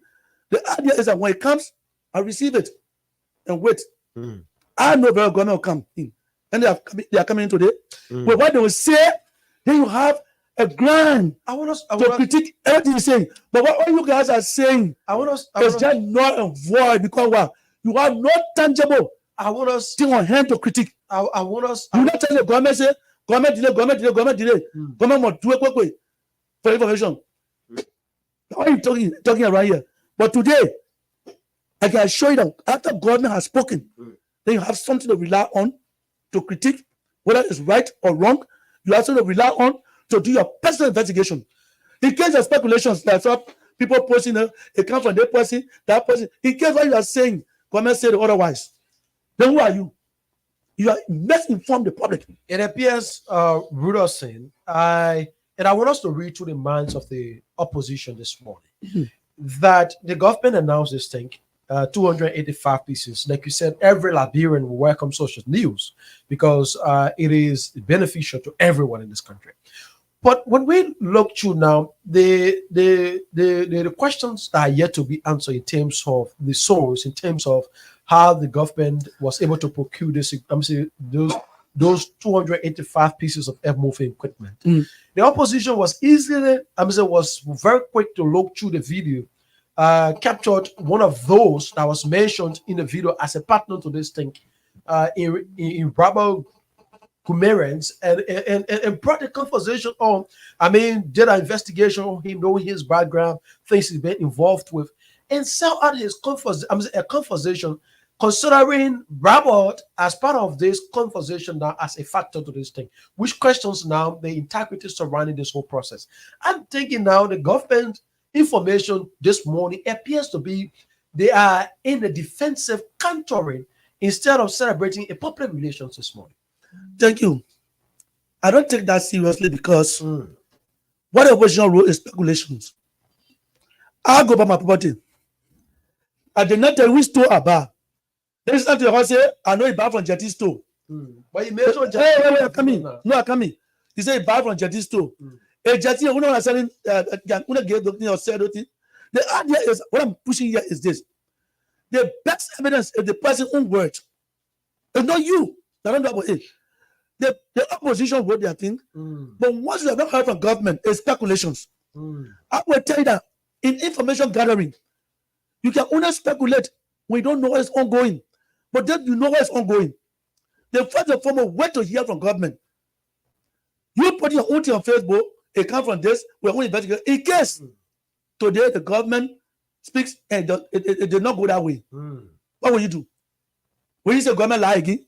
Because who purchased the machine? Who went for the machine? Government. It's not you. And you are there writing your own thing in the absence of one government statements. So who should I believe? You that don't even know about the machines, that don't even know how it was procured. The people that knew how it was procured are telling you that today we can make a statement. Why can't you wait for their statement? From their statement, you can start an investigation because they're investigating the facts. But in the absence of their statement, and you're going to investigate things that you don't know about, don't know procure. You're presuming, and when you presume, it's not a fact. So I don't believe in no kind of thing. The government statement today will give me chance to investigate those that when they maintain those names, as mentioned by the opposition, when they maintain those names, I'll go further because I don't trust opposition. Opposition are always opposition. Yeah, opposition, all opposition. They want the West for the other one, and to get chance to go through. So I will go as an individual to investigate myself to know whether it's true or not. Sorry. So when it comes to what those are not real opposition minds. Opposition minds are selfish. Seriously, they are not objective. They are not opposition minds. Let's transition this morning. Yeah. Opposition minds are selfish. They're very selfish. I love the characterization anyway. So we move on. Last time we had you in the studio, it was after the Constitution. The president constituted the Asset Recovery Task Force. Yep. This morning, and much more particular, we have seen in recent time, quote unquote, this unity have ensued. It led to the resignation of Emmanuel Gunkwe. Subsequently, Martin Cody have said as well, point accusing fingers on the heads of the Asset Recovery team. In his Facebook post, he believed that those officials are somehow now wanting to be objective, if I will use the word, in terms of their quest to ensure that stolen wealth in this country are restituted. When we look to the operations of the Asset Recovery team and their abrupt silence in recent times, I mean, Bruno, what do you take away from the conversation? Thank you very much. I personally have a problem with it, and on this public forum, I will call on President Joseph Nima Boakai to reconstitute the Asset Recovery team. The head of the team is a problem. It's a major problem. Some of us sat down when the appointed people we didn't speak because we thought they could change. Council Edwin Martins has his own problem. Go to LACC today. He has created serious problems there. Go look at audit. The audit LACC. I will tell you this clear. When you call for asset recovery, you need committed people. You don't need people that are self-centered. I respect Emmanuel Gunkwe very well. I respect Martin Colley. I know these two young men. I have lived with them. I work with them. I know what they stand for. And will not be in a business where they'll be marginalized by individual because of a selfish aim. The president appointed a team of members on asset recovery. And every team will have a chair. That doesn't mean you have absolute control over your members. No. You only have a chair to coordinate the affairs, meetings, and other things. But only you have equal saying. So anything that is to be done at asset recovery should meet the approval of all members. It's not only you alone of certain few members. You think no. It should meet the approval of all members. Call up a membership team, meeting, chair, and tell them that, gentlemen, we have to do this. What to print banners, what to do this. This is how much it costs. Let the entire team approve that a month. Then it goes well for expenditure. When you can sit with certain few persons and decide on behalf of other members what to do, it's wrong. Then there's any recovery. They need recovery because if you want to do asset to the recovery, and you go that route, then you need recovery too. That's the president question. Why can't it? Thank you. And as we speak now, their credibility and their integrity is nowhere. Because if you started this and we entrust you with this tax, we know how much we lose. Because I can tell people, corruption fell back. You may not understand. Corruption fell back. Like, for example, I steal 10,000 or 100,000. You come to me, I say, oh man, I don't want money to be here. But it's only 20,000 here. Take money from there. And you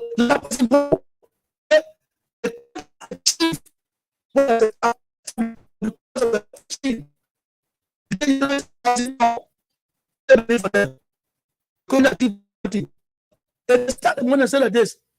While you are procuring materials for the institution, not consulting your colleagues, it means you need recovery too. With the current state of the asset recovery, doesn't in a way satisfy the conversation or the argument of the opposition that George Weah initiated this before it failed, and the one that's been initiated by President Bouaka will also fail? It has also failed.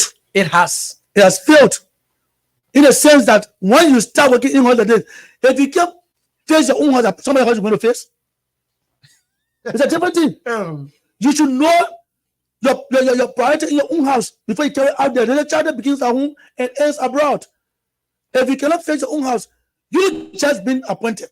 With the first money they gave you, you start selecting some people to spend money and leaving others out, which of course is not meant that way.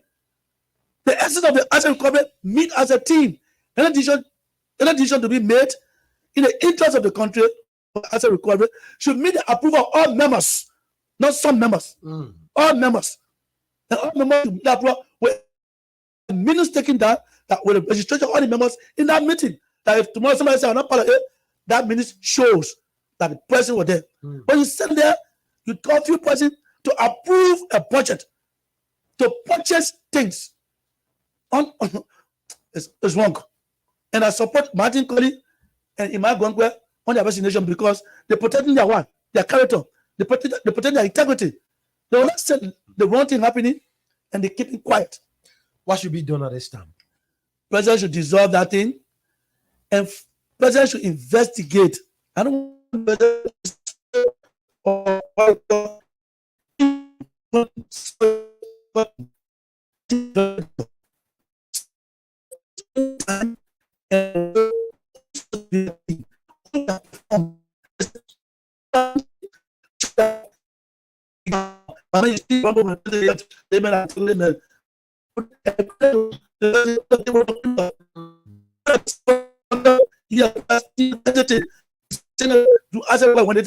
when they say need recovery, you don't do that.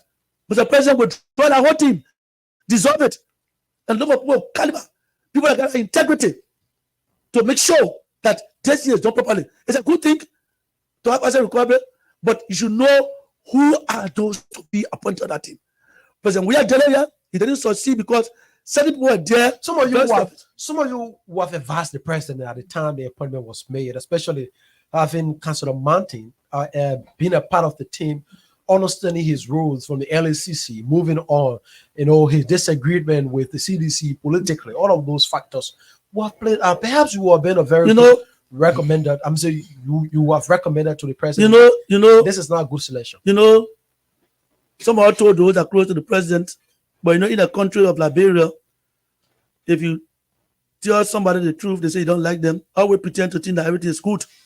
And that's the only way you can be absorbed into the system when you pretend that everything is good. But when you become critic to them and say, oh, the guy is dangerous, don't bring him closer, you will do this to us, you do that to us. Which is something that we'll look at keenly. Councillor Martin does not have disagreement with CDC. Councillor Martin went against certain norms at the LACC and he had to leave. CDC know he had to leave. So not like disagreement. If CDC don't like it, why would they appoint him? Something on the course, we'll have investigate. We'll not conclude at a sentiment level. Because when they like CDC at that time, anything CDC does, it was wrong. The CDC hated Councillor Martin, not going to appoint at LACC. They appointed him for a purpose. And he met that purpose. The president in his own right, other people, they said, no, but can't continue with this man because he continued to do something that is not right. So what the hatred that CDC had on him? That's the point now. The Union Party could have ventured into investigating Kanto Martin. What went wrong? Enter LSC deeply. And they're going to know what went wrong before CDC take that audition. But you see, when you have it in the back of your mind that Braga is a criminal, you don't know why Braga is a criminal, you Braga is a criminal. You do the wrong thing at the time, you don't know Braga. The investigation are gone. But right in this country, before you appoint anybody, check his record. When you want dismissed in government, investigate why you are dismissed. No government appoint somebody is sincere, is doing why you go against it. People say, because of Martin or Hart, and then what? Who told you that? Investigate them. Now, there's an audit being conducted at RSCC. Go on the audit and see where Martin is placed in our audit. Go on the audit, see where Martin is placed in our audit. And then you know that Martin may claim to be the Jesus Christ who can require our money and know where he stands. These are things the government should have done. They're giving the people important tax to certain people who do not require to be there. And this is what happened today. One can lead a tail beyond. Is this not the same business as usual? It may be some of not. You know what? This is where we come in. Okay. But Yes or no? please, Just a yes or no question. this is where we come in to correct people. You know what called business as usual is you're refusing to accept the correction. The CDC regime, many people want to present we are. The way you are moving is not good than your business. We are government. You don't part of all. When you say there's a business, you hear CDC, you're not part of CDC. A bucket doing the same way. It'll be business as usual. But now we are raising the flag, red flag before him to look at it clean and see how best he can look back into his coffers and see how he can correct his measures. Otherwise, it may take my business as usual. If he continues to be reluctant on things that happen and then in the interest of the country. But for now, you're not being as usual. It's not better as usual. You're still waiting. We're still waiting to see. He's still putting the red flag up. Very soon to see. He will start And you passing. see, it's not better as usual because two persons resigned from the team and raised the red flag when they resigned. So that called for more attention. I understand that Emmanuel Gonkwe resigned because he was double dipping. He's working at the port and at the same time want to be on the asset recovery team. And then he sent a letter to the foreign ministry asking him to serve as just just to be there to be an assistant. So the people hold him and tell him that you can serve both positions. You can be working at the port and at the same time being part of for the asset recovery. That was why he resigned. Where's the position on the port? I just don't know, but that's the information. For me, I don't know where Emmanuel Gongwe is working at the port. That's the I don't information know. I'm getting. Emmanuel Gongwe, the level he has reached to go work at Common at the port, which I could doubt it. I may not know. Okay. Because Emmanuel Gongwe is a political leader of EFL who contributed highly for the virtue of this government. Okay. He even relinquished the deputy minister job to his chairman. So to go to the port and work as what? Because we know the two deputies, the managing director, Emmanuel is not there. Okay. So he wanted Emmanuel to go there clerk. So I don't know. If he reduces at that level, level him. But I don't know. I don't think Emmanuel will work at the port at that level. With the level he has reached in politics, he will not bring himself that kind of level because he's GM. No. Okay. And So- the letter I saw, he said he's willing to work at any level to help this government. But for the asset recovery, and he states the reason. To say when the survivor greater to gain a certain job again, which of course he brings himself down again. Okay. If you can deny yourself deputy minister position, which is a cabinet position next to the minister, you go down for assisting. The government will believe. All right. So let's transition. Let's look at the feature of the opposition bloc. We have the CDC, we have the ANC, we have the NPP. They are regrouping. We saw Eden Snow and other people coming back to say they're reforming the rebranding the MPP. Let's look at the feature of the opposition towards the 2029 elections. Do you think there is any good feature or something that can make George Weah to become president again in the Republic of Liberia? But it's too early. They go 5 months. But they have started regrouping. Yeah, regrouping does not mean that I can tell that feature. So one could say that existence now. Yeah, the existence, opposition always exists. The existence is always there. But to tell you the way forward, I would think, let's wait for 3 years from now. After 3 years, we can now tell the future of the opposition with the performance of this government. But in 5 months, I can't say nothing now because anything I'm saying, I will not be right. Whether George Weah will win, he will not win, this and that, I will not say yes or no. But after 3 years, with the performance of this government, every government performance determines as to whether you continue. George Weah performed 2018, 2019. People saw it down for 2019 when the harmonization came. That's the first downfall. So harmonized with salary. That's the first downfall. Going further, with the 2020 elections, people saw the by-elections, the central election, how it happened. So people try to critique now that yes, 2020 will be difficult for George Weah. And all those instances you just cited was dependent on the opposition we had at the time. Yeah. So I will frame Walker's question in a different form. That at the time, by the end of 2019, we already had the conversation about the June 7 protest. But then we had pressures group coming out. We have the opposition as well collaborating. We had the different actions coming on. It gave rise to the CDC having a difficult time even while at the executive mansion. And so when Walker asked the question about the existence of the opposition, and then when we come in, the United Party were robust, was effective in their opposition strategies. It was always checkmating the government, bringing George Weah feet to the fire, reminding him about steps to be taken, area that he failed on as we move along. And so when we have the conversation now, as we see through the opposition bloc, we see President Walker is literally having a free ride. Yes, he has a free ride because the opposition inability to organize themselves to critique government appropriately. Walker has a free ride now because he's still loved by Liberian people who elected him.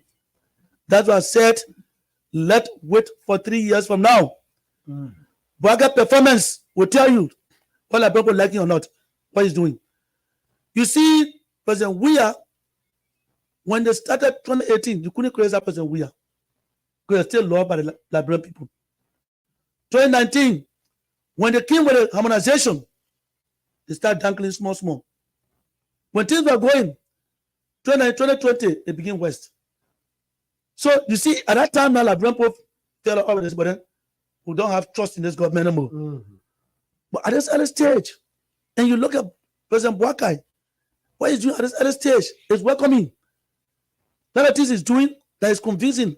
Look at the road network now he has created. Though it's not alpha pavement, but lateral roads, they are okay. People are moving now, which are not happy before during the past government.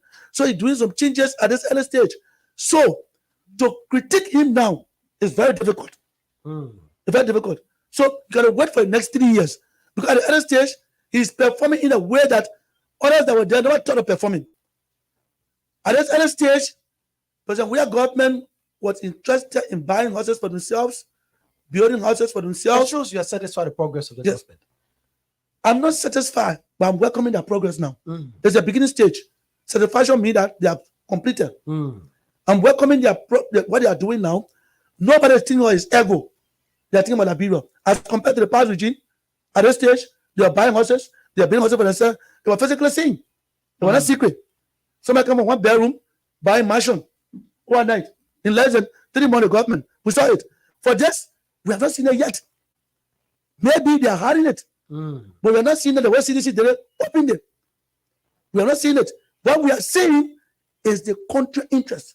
The roads network, the 285 machines documented in the sources today is welcoming idea. Whether they are against or in favor was a welcoming idea. So this These are things we are seeing in the 5 months. So it's welcome. So to critique such a government like this, you've been biased in the absence of the budget. Let's look through the executive mansion. I'm saying, and this morning I want us to do a comparative analysis. Looking back at 2018, but then Georgia government was initiated by then 2018, began work effectively as compared to President Walker now, 2024. I mean, what do we see different at the executive mansion in terms of leadership as compared to the initial state of the George Weah administration, that of President Walker? You know what? I don't want to always compare George when it comes to political works. George Weah is a politician as compared to politicians. George Weah's political time was like his enjoyment time. It was not a time of focusing on the country. He left the country in the hands of people like Samuel Tuer and Tell Magadan while he was enjoying himself. President Weah comes to work at the time he feels like. He goes home at the time he feels like. He doesn't care what the protocol demands of working ethics. You go to Jamaica, he's there 24/7 enjoying himself. So I don't compare his political life with a politician. President Joseph Boakai is a politician. He lives a political life. He's been in politics for years. So he knows what it means about political work. That's why he comes to work 8. He leaves in the night every day. Because he knows that he has a work to do for Liberian people. Other people. It's in his own hands. So that anything sparkle, he attack it. Look at the rest issue defeated. He attack it immediately. Because well, he takes the responsibility. So he knows government works. But President Weah never knew government works. Samuel Tuer and Magay were doing the government work for him. And you saw a lot of ministers going to Magay at the time, going to Magay for redress. They now want to Weah. But in Joseph Boakai issue, they go to the president for redress. They don't go to Gresby. They don't go to Gresby. You are now close to the president in 2018. How exactly you got to know all of these things? I will tell you that I'm a journalist in this country. I have every access. I have good access in CDC. Even as George Weah resident, Jamaica, I went there so many times. And even one time, George Weah asked me, why you don't want to support me? And the president told me, I said, George Weah, you are too nice. You are a very nice person. And you don't want to hurt anybody's feelings. So you can't be a leader. Because if the person is doing wrong, you are thinking about his family.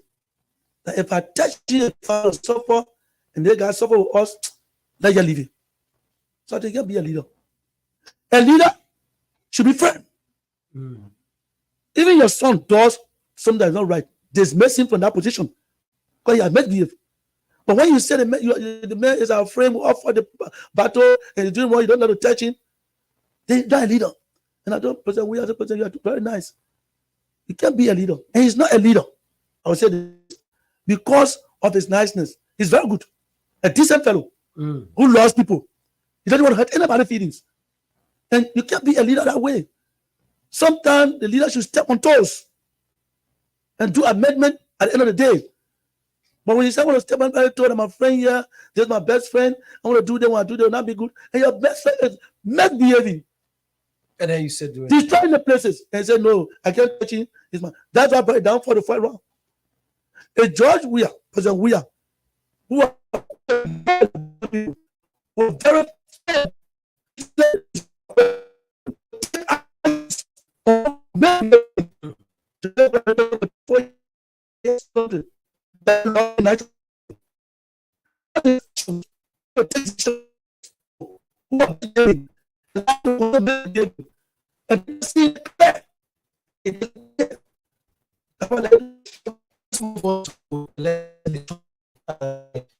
let's critically examine the workings of the legislature.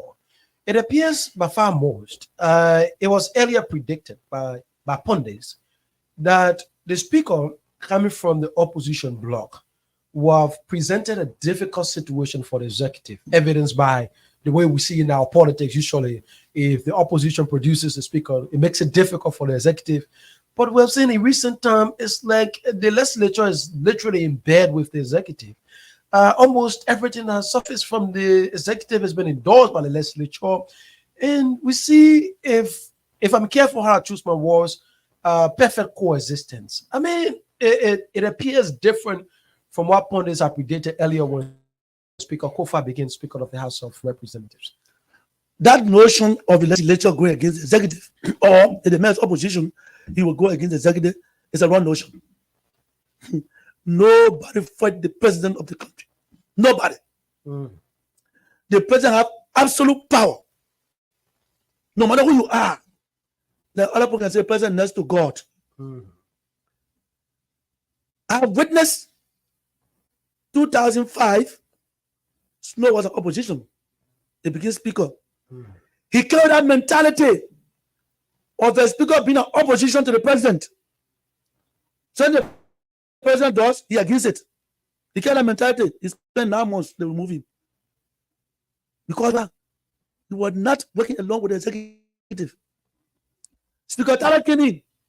Speaker Tara was from the Liberal Action Party, but they didn't join the party. He was opposition. He served as speaker for 12 years. Coexistence with the president. Until sometime along the line, it fell apart, and that brought removal. So the speaker, the legislature, and the executive work together for the development of this country. They are not oppositions. And thanks to Speaker Kofa, who is unique in itself. Speaker Kofa is a different human being by himself. People don't understand him. You bring the political parties and other things. Speaker Kofa does not believe in party sentiment. His duty is to do what is right for this country. His duty to respect leadership. He told them from the beginning, yes, I'm from the CDC, but the president's agenda is the Liberal agenda. We must all obey it. Where we think the president is beginning that is not right, we'll critique it. But what we think is in the interest of the country, we'll go by him. The legislature is not opposition to the president. They collaborate, they coexist for the interest of the country, and they do things that are right for the interest of the country. That's why they pass bills and other things in the interest of the country. If the president send a bill there that is not in the interest of the country, I don't know where I go through. They'll call for a dialogue with the president. Mr. President, I will respect you, we coexist, but this bill, it is not a rightful bill for our people. And I think there's a need to revisit it. I think that's it. I don't think anything wrong with the opposition to executive no. Others may argue that if we have a legislature of that kind at times, the executive rights on that endures, because if the executive enjoys the confidence of the legislature altogether, as the way we have seen in recent time, it makes a bit enjoyment moment for the executive, and the president sits comfortably. But if the president is being pressured by the legislature at times, we give rise to do more than what we see. I don't know why it meant pressure. Pressure in which way? Pressure in which way? The executive has its own function. The legislature has its own function. Part of the reasons why I'm saying this, we follow up the last at the concluding state of the George Weah administration. Namo Patton, for instance, at the time I came up with a report and said that most of the bills passed in the 54th emanated from the executive. So literally, it could be interpreted as the legislature, as the executive doing the work of the legislature. So that a lot of the things that George Weah did in this country, of which folks who criticized, it was at the time that the legislature was confident with the president. Thank you very much. I come 1 minute. You see the action of legislature and the executive. When a bill is sent, sometimes go for public hearing. A bill that was sent there, that went with full speed, I want to get 2 houses. And the mature house is Senate. They went with full speed. They were denied at the end of the day because the Senate could not concur. You get it clear? But when the president sent a bill that is in the interest of Liberian people. Both the House and the Senate have no reason to deny it. Unless where the president interested, let's say, for example, let's look at the bill. What is Speaker after a tenure in office, they pay half of your salary when you are outside there. And the president, that bill was denied. They were either interest but denied by the Senate. They were denied. The reason they were denied because it was not a bill in the interest of Liberian people. How can a speaker make $29,000 US and you tell him that when he leaves, he take half of that money? Why he sent that to the house? Yeah. That bill was denied. It was denied because what? It was not interest of Liberian people. Other bills were denied, like let us see bill. It was denied because what? It was not interest of Liberian people. So other bills that went there in the interest of Liberian people will be denied. But when bills go there, like for example, work crime bill. Who doesn't want work crime like bill? You know, atrocity cause in the country and they go impunity. So if you bring work crime bill, you know, people window sign nothing. So it was not a bill to be contested. It was built for Liberian people. They were accepted. So there's nothing saying that, oh, because the bill comes from the executive, the legislature deny it. It depends which type of bill you bring there. The legislature will not sit there and look at a bill that will destroy the country and they sign it. No. But what is in the interest of the country, they should sign it. And as I said earlier, the legislature is not opposition to the executive. They coexist and work together. The voice of Rudolph fire this morning on the Punch Breakfast Show. So we'll open the phone lines. Before you open the phone lines, there's something I want to touch on. Okay. Which is very important in this country. Liberia businesses, Liberia construction companies. It's very important. Yeah. When President Weah took over, he said Liberians will not be spectators in the economy. Yeah.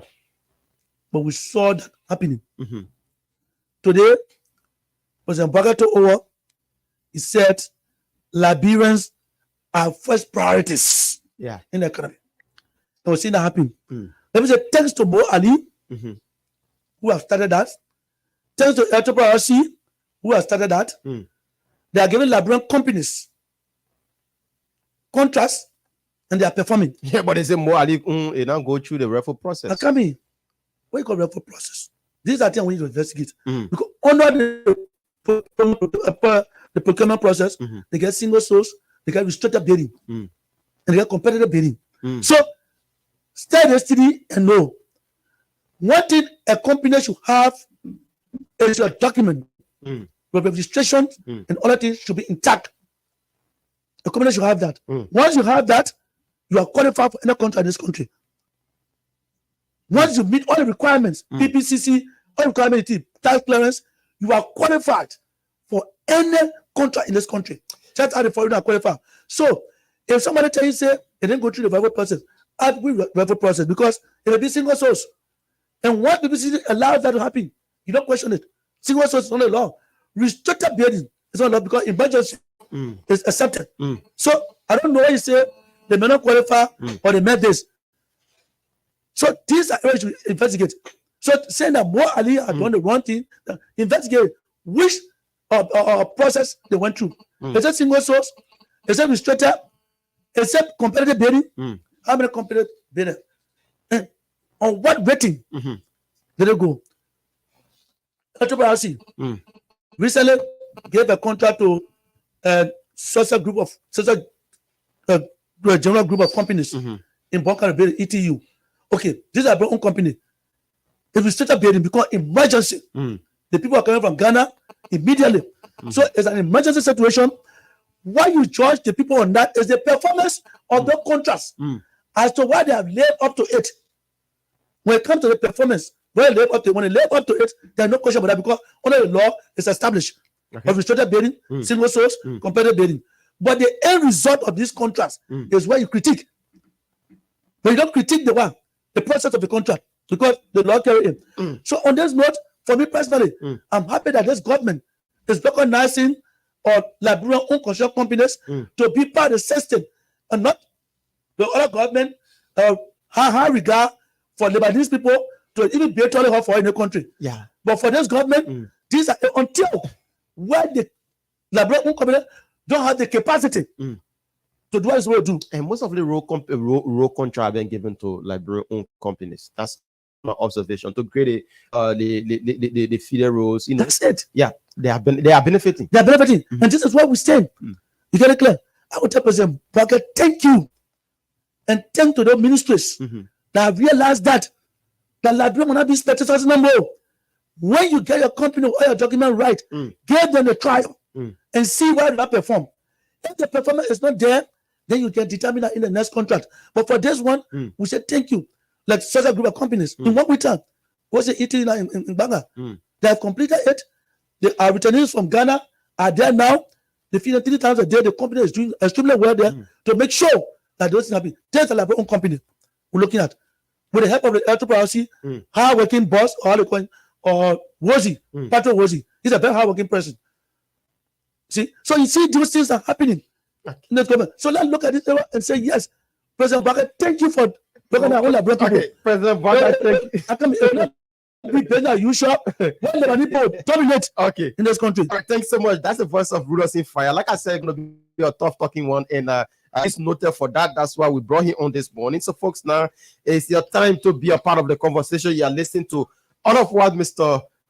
Fire have outlined here when it comes to governance. Yeah, we touched a lot of things here this morning. If you want to be a part of the conversation, all you have to do is take your cell phone down this morning and call on 0778 665 699. Once again, 0778 665 699 or 0880 561 644. Let's take the first caller here. Good morning. Welcome. Yeah, good morning. Your name is joining us from? Thank you, Bwake. My name is Chief Patrick Stewie, and I do join you this morning from the Red Belt. And good morning to the studio guest. Chief, I salute you, sir. You, all your parents didn't pay your school fee, and you went beyond to play football, not to play. You did the best, and you're performing well for the Liberian people. And look, former President, we are 3 months and current and Bwake 3 months. There is no way in the world you can compare it. President Bwake President Bwake have passed over past. How will a president in the world take 3 months in a twinkle of an eye? Something that they bring for young for over 20 years. They were an economic ground quote. He fought hard to influence the great America. He fought hard to influence the lower and upper house. Quickly, it was passed in 3 months. Say something. Those guys, when they were in power here, in 3 months, they took our money like they left. The rest of the money they left when they said they bought a broken economy. You bought a broken economy, you buy the zero card, buying that in 6 months, President, we have paid for the 7.0 million houses. That's what the president. The president having money. The man plays football. The man play football. He having money. So why he pay condominiums? I can quote Pre Johnson. Pre Johnson said, "I may try money. If I can quote Pre Johnson, they may have money. Then his daughter to conclude. They may have money. His daughter in fail to support them." Okay, my man. Let's go like my own family matter, and we can go into that. 0778 665 699 0778 665 699. Let's take this person here quickly. Good morning. Welcome. Good morning. Yep. Your name is joining us from? This is Deacon Henry Sammy. Welcome, Deacon. I'm calling from Paget Village. Okay. You know, this time we've been praying for this country to have a good leader. And thank God that God answered prayer. And old man Bwake is our Messiah. He has come to rescue the suffering of this country. And we pray that this government succeeds. Just within 3 months' time, we can see a great change in this country. No one should doubt it. We can see and we can feel it. Exactly so. For now, the roads are becoming flyable in this country. It never happened within 10 years' time.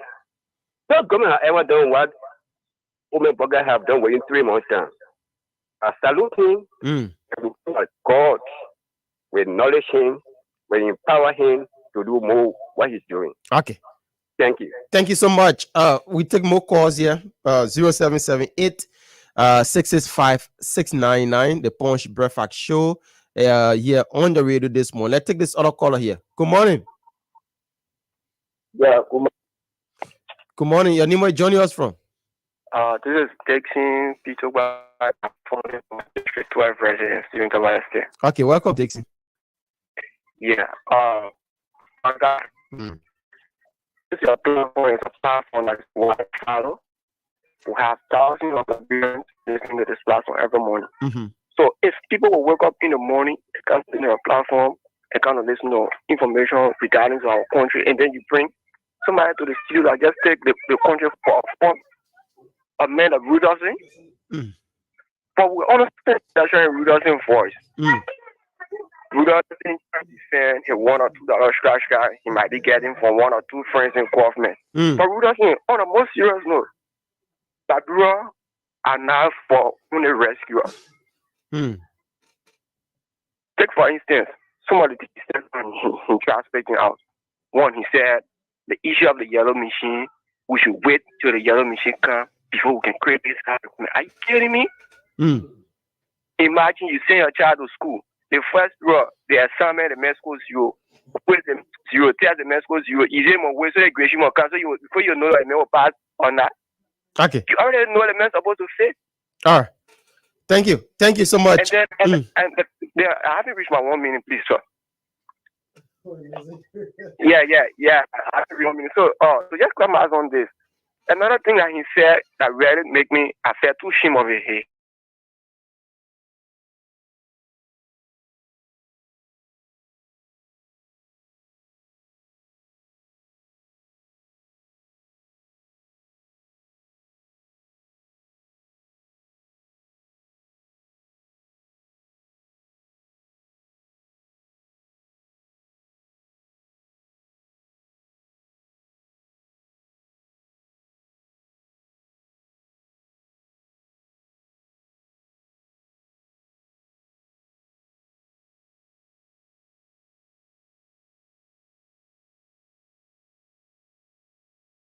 Hello? Yeah.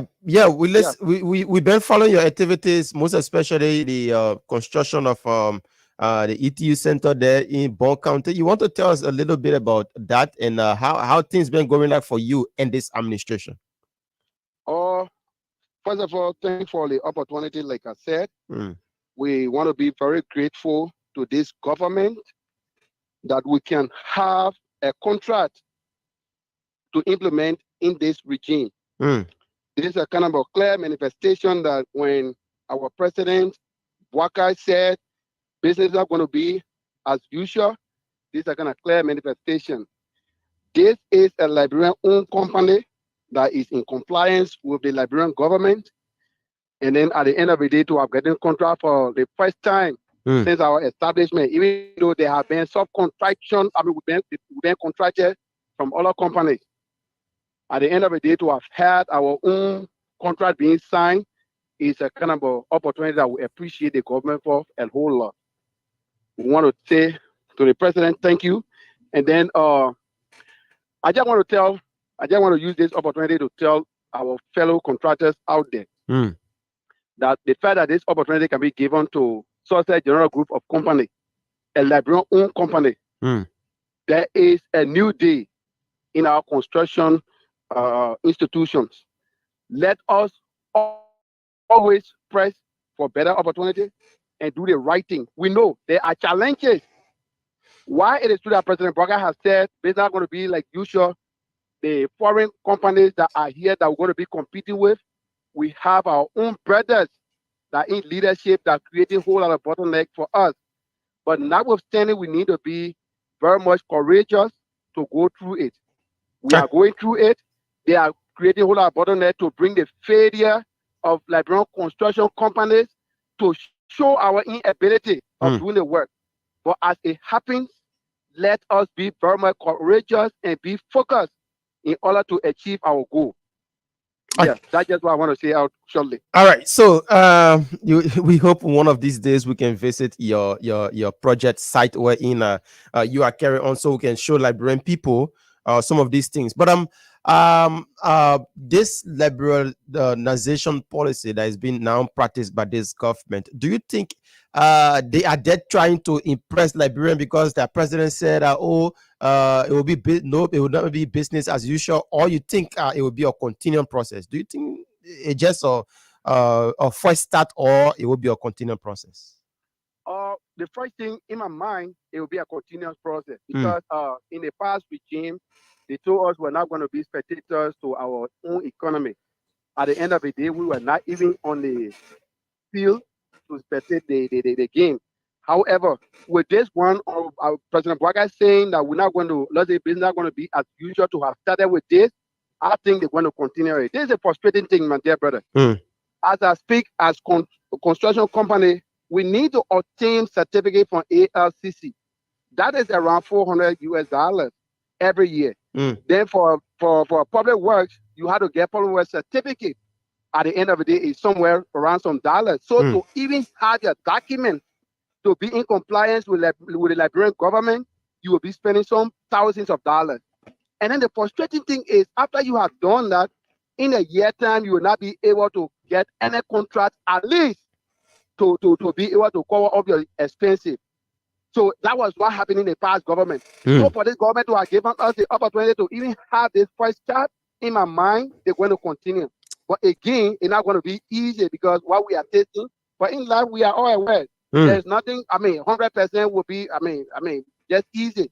You have to fight it through. Yeah. Our ability of fighting it through to have it, to achieve our goal is what makes us successful company. Okay. So it's going to continue in my mind. All right. Thanks so much. We hope to have you on the show. At least we can talk about Liberian-owned businesses that are not benefiting from this government. We hope to have you anytime this week if you are back in town. Certainly. As I hate to sound, I even supposed to have been on the show this morning. Yeah. But certainly, as I get back, I'm going to arrange some talk show. I'm going to organize press conference to tell our Liberians that indeed we should not be deterred. This government is of no falsehood to give us any falsehood to tell us that this is going to happen, and it's not going to happen. For what they said, at least for what they have started, we can hold them that indeed they're going to continue. Certainly, when I get back, I'm going to be on the radio. Okay, we hope to have you. Once you get back, just let us know. We'll host you here. Okay. Thank you. Have a good and holiday. Okay, thanks so much. Well, yeah, one of our Liberian own brother benefiting from what Rudolph's been preaching here. Let's take this person here quickly on this line. Good morning, welcome. Good morning, good morning to Rudolph. Yeah. Thank you. This is Samuel Sakara Johnson. I speak to you from Painesville. Welcome, Samuel. Thank you, Bouakai. And let me say good morning to Rudolph. But I think there have been a series of contradictions here this morning, Bouakai. We got to be clear on the discourse. And to see Rudolph, who is one of those that we admire so dearly in the media, to be like the official mouthpiece of the government this morning, it clearly demonstrates to you how Liberia and as young people, how we tend to crave ourselves in terms of our economic stability. And look, Bouakai, for me, I'm deeply concerned of the president of Liberia. We cannot have a president of Liberia or a group of media institutions in this country that will critique, that will criticize, that will lambast all of civil society, political parties, and even other electoral processes in this country. And at the end of the day, in your own backyard, you cannot be able to organize yourself. I think at the end of the day, media people, when you intend to criticize, we as civil society actors, we think that you are not being fair and undermine your credibility as an investigator or an independent journalist. We think that this is the president of Liberia. All media actors needs to come together and return to status quo ante and ensure that you can to organize yourself in ensuring that when you intend to critique or criticize Sakara, it means that you have every moral ground to critique me. But you are not even organized in your house. But then today, if the rights defenders of Liberia as a progressive civil society group going for its convention, and you say, Bouakai, you want to sit on the radio and you want to criticize me, what moral ground will you be standing on to criticize me? So we think that the president of Liberia must be able to to put themselves together and fail to conclude the issue of this government. Look, we're not saying we will not just tell the Label people say your way, your way, your way. We will not wait. The method for which this government came on was to rescue. We don't need excuse from this government. We have listened to a lot of excuses from previous government. We need results. Okay. So when there is a need for transformational agenda and to ensure that you be able to inform the people, give the information in time. Okay. That's what we are talking about. Thank you very much. Thank you so much. That's our last call. And Rudolphin, just to conclude, listen to all of the callers. Thank you very much. At least I learned to my lies, Cora. I may not know him very well, but he knows me. Maybe I may know him, but I did not say that the government should give excuses. I'm only saying that it would be good to judge somebody for his own statement, not by presumptive method that you think that this man is this, so he is this. No. Government not give you excuses.